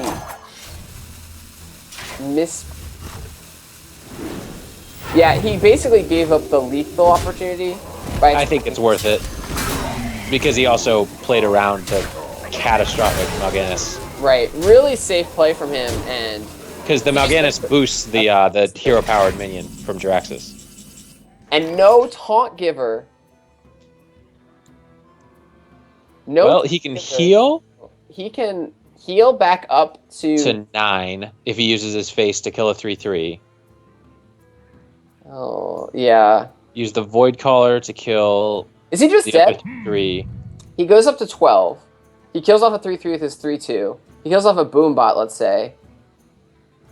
And so there's definitely like 5 damage on board. Assuming the Boombot doesn't hit his face. He's at 12. 5 plus 4 is 9. This is just getting real tight. Real tight. So he's going to try to fill up the board so the Boombot doesn't hit face.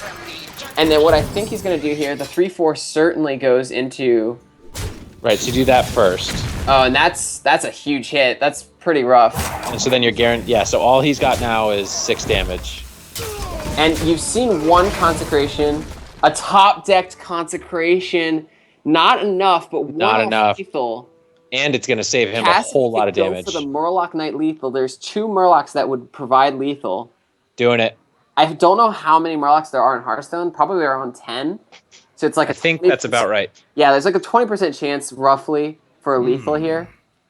Either one would give lethal. Either the Old Murkai or the Bluegill Warrior. Yeah. So Cassidy is going to check. There's no more demons. There aren't. So he checks that first.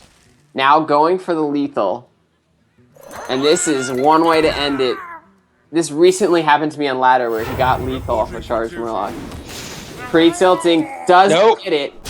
And Cassidy's going to clean up this board. But he's threatening so much. Why would you? I guess Shadow Flame. Yeah. Well, but that's the right play. Power Shadow Flame still works. Losing this weapon actually is really big. I don't know if I agree with this play. Because you just Hero Power Shadow Flame anyway. But it's also another body that he can't taunt. That's fair. Dark Bomb is definitely... There's nothing. He can... He could Dark Bomb and hit the Murloc Knight. And so he go down to 4. Yeah, there's nothing. That's 5 plus 3. That's 8. He can Dark Bomb one of them. He can Dark Bomb the 2/2 and be alive. Well, but then he's running the risk again on the... Yeah, but Murloc at least Knight. He's alive on board. So he Dark Bombs the 2/2. He face hits the 1/1. Or he face hits the Murloc, for sure. And then he's got 5 on board, and you've got 6 health. And then you play a Dr. Boom, yeah. Well... Whew, coming down to the wire here. Alright, if he doesn't hit the right Murloc, he's got to hit the Murloc. Okay, good. Alright, so down to the wire. Cassidy has I don't think Cassidy has any more top decks. Yeah, Cassidy has no more top decks to get lethal. But he's really applying the pressure. He will put Clark to 1 if he doesn't get a charger. He gets the charger! Oh, man.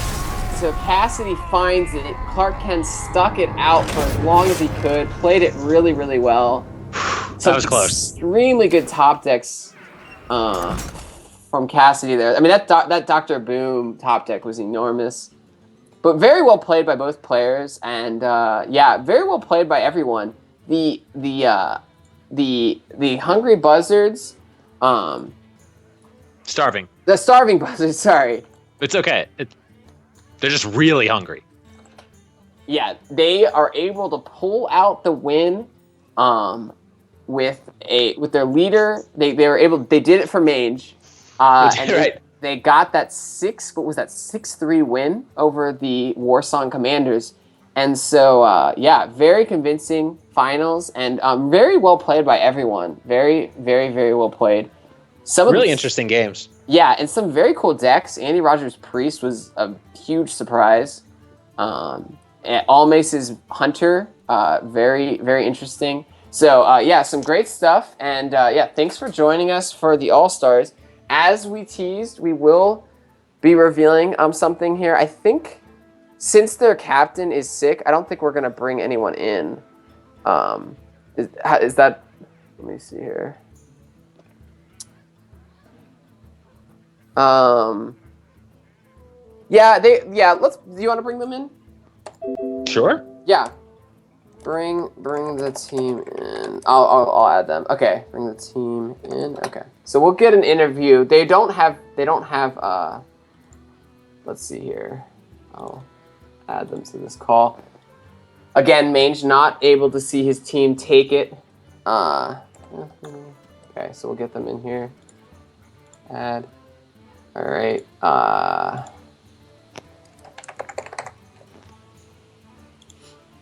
All right. So we got Cassidy joining us after that big win. That lucky, awfully played win. Yeah. It was pretty tight. You did get some nice top decks, but we were enjoying your precise math with that quartermaster. It's pretty cool. We got Martin or Andy Rogers joining us.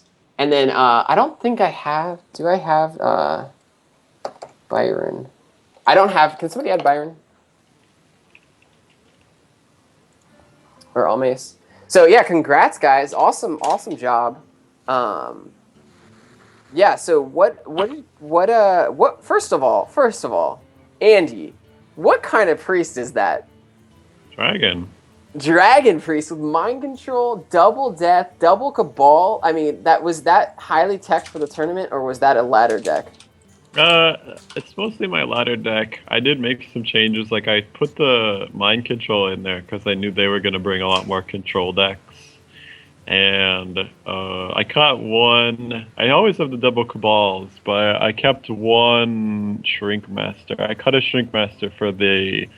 I don't normally play Light Bomb, so that was like the Light Bomb was a tech in as well for the tournament for this event. Okay. Wow. That's a pretty interesting dragon list. I've never seen something so heavy. It sounds like a control priest that happens to have some dragons. It's kind of there's not a lot of bursts and stuff, but you just kind of win in the long run, which I did. Yeah, it was incredible because it was built and you kind of drew in a way that absolutely obliterated Slimsh's control wear. He got kind of unlucky that he didn't get any of his weapons earlier. Like if he would have got a Death Bite earlier in the game, I think his last. Like I didn't even think that I saw his second one, but if he would have had him earlier, I think he would have been in a better position. I typically lose that matchup on this deck because it's just like it always goes to fatigue, and then they have more ways to remove stuff from my board. So like there were many turns where I just sat and like played nothing because I was like, oh, I'm just gonna get brawled away. Right, and actually Slimsh was never got the brawl. Never got his brawl down to his bottom 4. So it was really that far down, huh? It was in the bottom 3 or 4 cards. We had one card in his hand pegged as brawl, and he just never played it. I forget what it ended up being. I think it was Nightmare. He held Nightmare for a long, long time. No, he BGH'd it. My something. Yeah, that's what it was. He had BGH in his hand from like super early on, I think. I'll have to watch the VOD. Yeah, there's no BGH targets in my deck, so. When you look at the VOD, you'll see he had just a really, really rough start. But But I mean, against Priest, it's not like having a rough start. It's not a bad thing against as a warrior because you know that you're going to go pretty far into the game. It's like it's not getting your weapons. It's probably what hurt him the most. Yeah, because you got to hit how many times with that Wormrest agent? Oh my god, that was insane. Also, that was such a heads-up play to heal it and then use it to kill a Sylvanas and then steal it back. That Sylvanas was sweet. We were freaking out in the call. We were like, "Oh my god, he can do that!" Yeah, welcome Byron to the call. All man. Yeah. I guess. What's up, guys? I've Hey. played so many games, like, and that's such like a normal play for me. Like, the only thing I was like, I wanted to do it the turn before, but I couldn't kill off. I couldn't kill off both of the Drake and everything. So I was like, oh, like I was just hoping that he couldn't kill everything on the board and just leave the Sylvanas. But if he did, then he would be losing value. So yeah. Right. But that's normally how I try to how you weave around Sylvanas with a priest. Yeah, that was we were Dan was talking about how Sylvanas is one of the toughest ones for you to deal with, and that was just an incredible play. Almace or Byron, tell us a little bit about your Hunter deck. Oh man, that missed 4 damage. I feel so dumb about. But Oh yeah. Hunter, the whole game plan with Hunter is to plan around like 1 or 2 big turns. So it's like, in the last one was the coin Sylvanas into Sylvanas. Highmane turned into the game plan of planning around that Muckless champion to make a big play off that. And that's kind of my whole game plan for the entirety of it. Just let the RNG do its thing, try to get good value, and then all of a sudden have something they can't really answer. For all the kids out there, Muckless Champion is It's a beast. It is a beast. Yeah, it is a beast. It looks like a human. I feel like it's a little bit derogatory, but whatever. Yeah. Well, that was some incredible decks from you guys. Some very unexpected plays. We are going to have to jump off soon. I have a couple more questions really quick. How was the team dynamic lacking your team captain, your fearless leader Mange? How did it work out getting that pleb Cassidy to join? It wasn't just that. So Andy Rogers, he's over in China right now. It's like 7 a.m. for him or something like that. Yeah. So he had to wake up to this, and Mange wasn't online all day, so it was just it was kind of awkward at first because we hadn't heard anything all day. Hadn't heard anything from Mange. He was asleep, and then suddenly Cassie's talking to me about how he's going to be subbing for Mange. It's like, well, we'll make it work. So it worked out. Right. We had unity. We all had the same attitude on stuff, so we just kept moving forward. Not to belittle Mange, but I mean he said it himself, where he's like, "Oh, I just want to play the easiest decks. He did say Don't that. give me anything complex." It's and fun. So Also, thank God Cassidy is the one that. Yeah, Cassidy Cassidy lined up come in, it's perfectly like, as a paladin and druid specialist. Oh yeah. Yeah, so He it's He like, specializes in those classes that are easy to play. Yeah, that was. You just get Murloc, old Murkai off of your Murloc Knights, and and you win games. It's still Hearthstone. We do still rely on luck, and I did okay in that department tonight. You did it. Yeah, you really sat on that Murloc Knight for a lot longer than I think I would have, and I think it definitely paid off. Yeah. I don't see where you would have played it before that, though. Well, There was one turn with a knife juggler in particular. Oh yeah, we were Oh, a yeah. little surprised by that, but it's.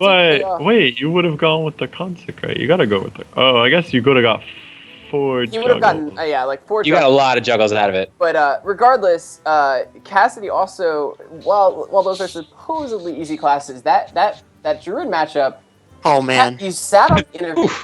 You got enormously rewarded. We were like, okay, so he innervates turn 1, and then you didn't innervate. We're like, all right, he innervates turn 2. He didn't innervate. And then turn 7. He coined.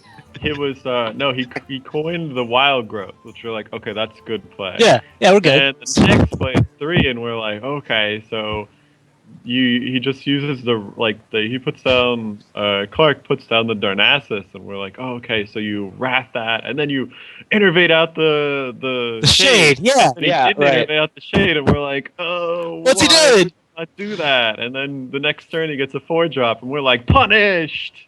That's what you get for not playing. It's exactly what we. That's what the VOD looks like. And then turn 7, we all pause and we're like, oh, he's man. Because we knew we had it, and it was like, oh man, he's playing the juggler. Oh man, he's playing the shade too. Oh yes, it was wonderful. It was. I mean, Clark went all in, and Cassidy's patience paid off really well. Anyway, we're gonna have to kick you guys off the call, but congrats on the win. Thanks. Really Good well job, guys. played. You guys are indeed the all-stars of all-stars. Yes. And it definitely solidified yourself as some of the best THL has to offer. So congrats on that, and we look forward to seeing you guys in the upcoming Season 1, as all of you are very prominent and respectable players. Sans Cassidy. Burn. Yeah, but we will look forward to hearing from you guys and seeing more of your excellent plays in the upcoming season. So congrats to you guys, and we'll talk to you guys later. Cool. All Thanks, right, man. thanks, guys. All right. See you guys. So yeah, we are going to now jump in. Cassidy, you still with us? Cassidy? Okay, he jumped off. He didn't need to jump off. He's a caster. But regardless, we are now going to jump into that tease we were talking about. Really, really cool stuff. We are going to actually unveil the Season 1 Inception conferences. So we are going to be telling you who your new rivals are going to be and who you're going to be seeing all season long. This is pretty cool stuff. Hopefully, our admin, Jedi on the call, is going to show these as I go over them.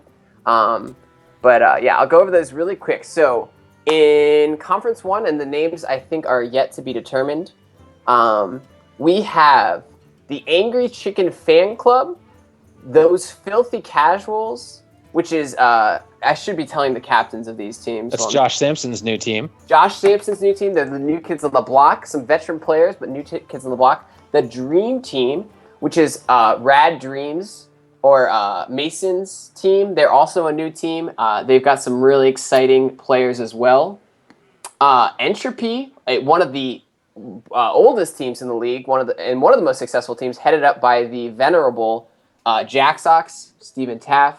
The Harry Generals, one of the cornerstone teams as well of THL, headed up by our own Jedi Ninja, who is also the owner and runner and doer of everything in the league. And then we've got Noob Central rounding out that conference. A very competitive conference. That's Conference 1. Noob Central, of course, headed up by Josaru. Also one of the most respected teams. They did very well last season, getting to the semis, as did Entropy. So some great competition there. Now, in Conference 2, again, yet to be... wait. Are these correct? Oh my gosh. You get this They wrong. don't seem super I correct. did not do these conferences wrong. Oh my gosh. Someone cut me off. Okay. You're just having so much fun. So much fun talking about all these themes. Okay, let me I pulled up the wrong email. Wow. Okay. Let me get this one. Do you want to start us off while I pull this up? Jedi, do you have that? Yeah, I've got it. Okay.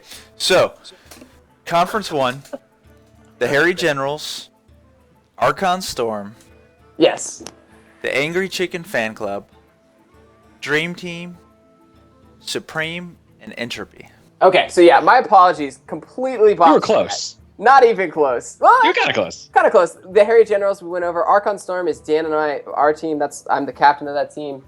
Also, season Kappa champions. No big deal. And also, we were a part of season 1 or season Beta. beta, the Harry General victory. Also, no big deal. Yeah, no big True. deal. Harry Generals won season Alpha, actually. Supreme is a Right. new team, and they are headed by. And it looks we're trying to work with them. They are a new team headed by actually. What's his name? Dear Jason. Who is a semi-pro and actually was in the BlizzCon qualifiers. I forget how high he got last year, but extremely talented Hearthstone player. But They're going to be the Hearthstone series, the HWC series does not qualify you for PR ranking. So being a new face who has hit legend in the past, Dear Jason, the BlizzCon qualifier is only 450. Yeah. So if you know any BlizzCon qualifiers, invite them to the league, and they'll come in at a mere 450. 450, exactly. Total bargain. And Entropy, as I said, headed up by Stephen Taft. They've done very well. I believe they've made semis maybe every single season since Alpha, or definitely made it in Beta and Kappa. So very good team. Very, very good conference. Apologize for the mistake. I was reading the wrong email. In Conference 2, we have Xynergy, who was the runner-up. They are led by a new captain. They are led by Vendiclick, who was on the team last season. Very energetic. He was actually on Tavern Talk this week. Really nice guy, and they've picked up some new talent. And they've also retained their old captain, Diamond. So there's some new blood on the team, some old blood. They did extremely well in their first season, and we're really glad to see them back. We've got Noob Central, headed by Josaru. Those Filthy Casuals, headed by Josh Sampson. Pure Strategy, headed up by... Is that Hamboan? Who's... Hamboan? I'm not entirely sure who their captain is. I believe it's Hamboen. And they've actually got a that's PR. They are stacked. They are the they're team. strong. While Archon Storm is the defending champions, Pure Strategy actually has the highest PR, almost hitting the cap, only 2 PR under the cap. Very, very strong team there. Definitely one to look out for. The Gosu Casuals, who have been around since season alpha. Alpha. Headed up by Jing Buddha or Michael. Very, very strong team. We saw Is it Slim Buddha or is it Buddha? Jing, that's the age-long question. We'll never know. One day. And then We'll get him on stream and find out. Very improved Team Rank 5 who added Cassidy. That's headed by Mange. That's a very stacked team. They did very good last season, barely missing playoffs, and they're out for blood. That is one loud team. If you hear talking on the Facebook page, it's probably someone from Team Rank 5. So we're very excited. Again, disregard my first announcement. I had those wrong. Jedi, is there anything else we want to go through on these conferences? No, so we're gonna, each team is gonna play every other team in their conference one time during the regular season, and then we have 1 week during the regular season where you will face off against the team in the other conference, like our turf wars. Right. So we mixed it up a little bit, and just to go over this, there's been some talk on Tavern Talk, and I definitely tune into Tavern Talk. I believe it's on Tuesdays. So they'll be going over meta and league announcements. But yeah, as they talked about last week, the format will also change slightly, where it will be Conquest with 1 ban. So it'll be best of 5. You bring 4 classes, and then right before the match, your bans are decided. And we'll go into more detail, and there'll be more elaboration as the season gets closer. But definitely keep an eye out for that. Definitely be tuning into Tavern Talk. And we're very excited to bring this to you guys. It's shaping up to be a really epic season with some super strong teams and some new teams trying to prove themselves. So Jedi. And when will the season 1 start? When's the first weekend of matches? So November 9th is a Monday, and that begins the first week of season 1. So the matches will happen throughout that week. We had a captain's meeting on Thursday, and so all the captains have been briefed on all the details about that. So players, if you have any questions, go to your captains, or you can also go to any of us. Yeah, and we're definitely start practicing. Reach out to other teams if you want to scrimmage. Definitely start getting ready. Studying the VODs of the All-Stars or even past Salty Weekends is a great place to start in looking at decks and strategies and learning.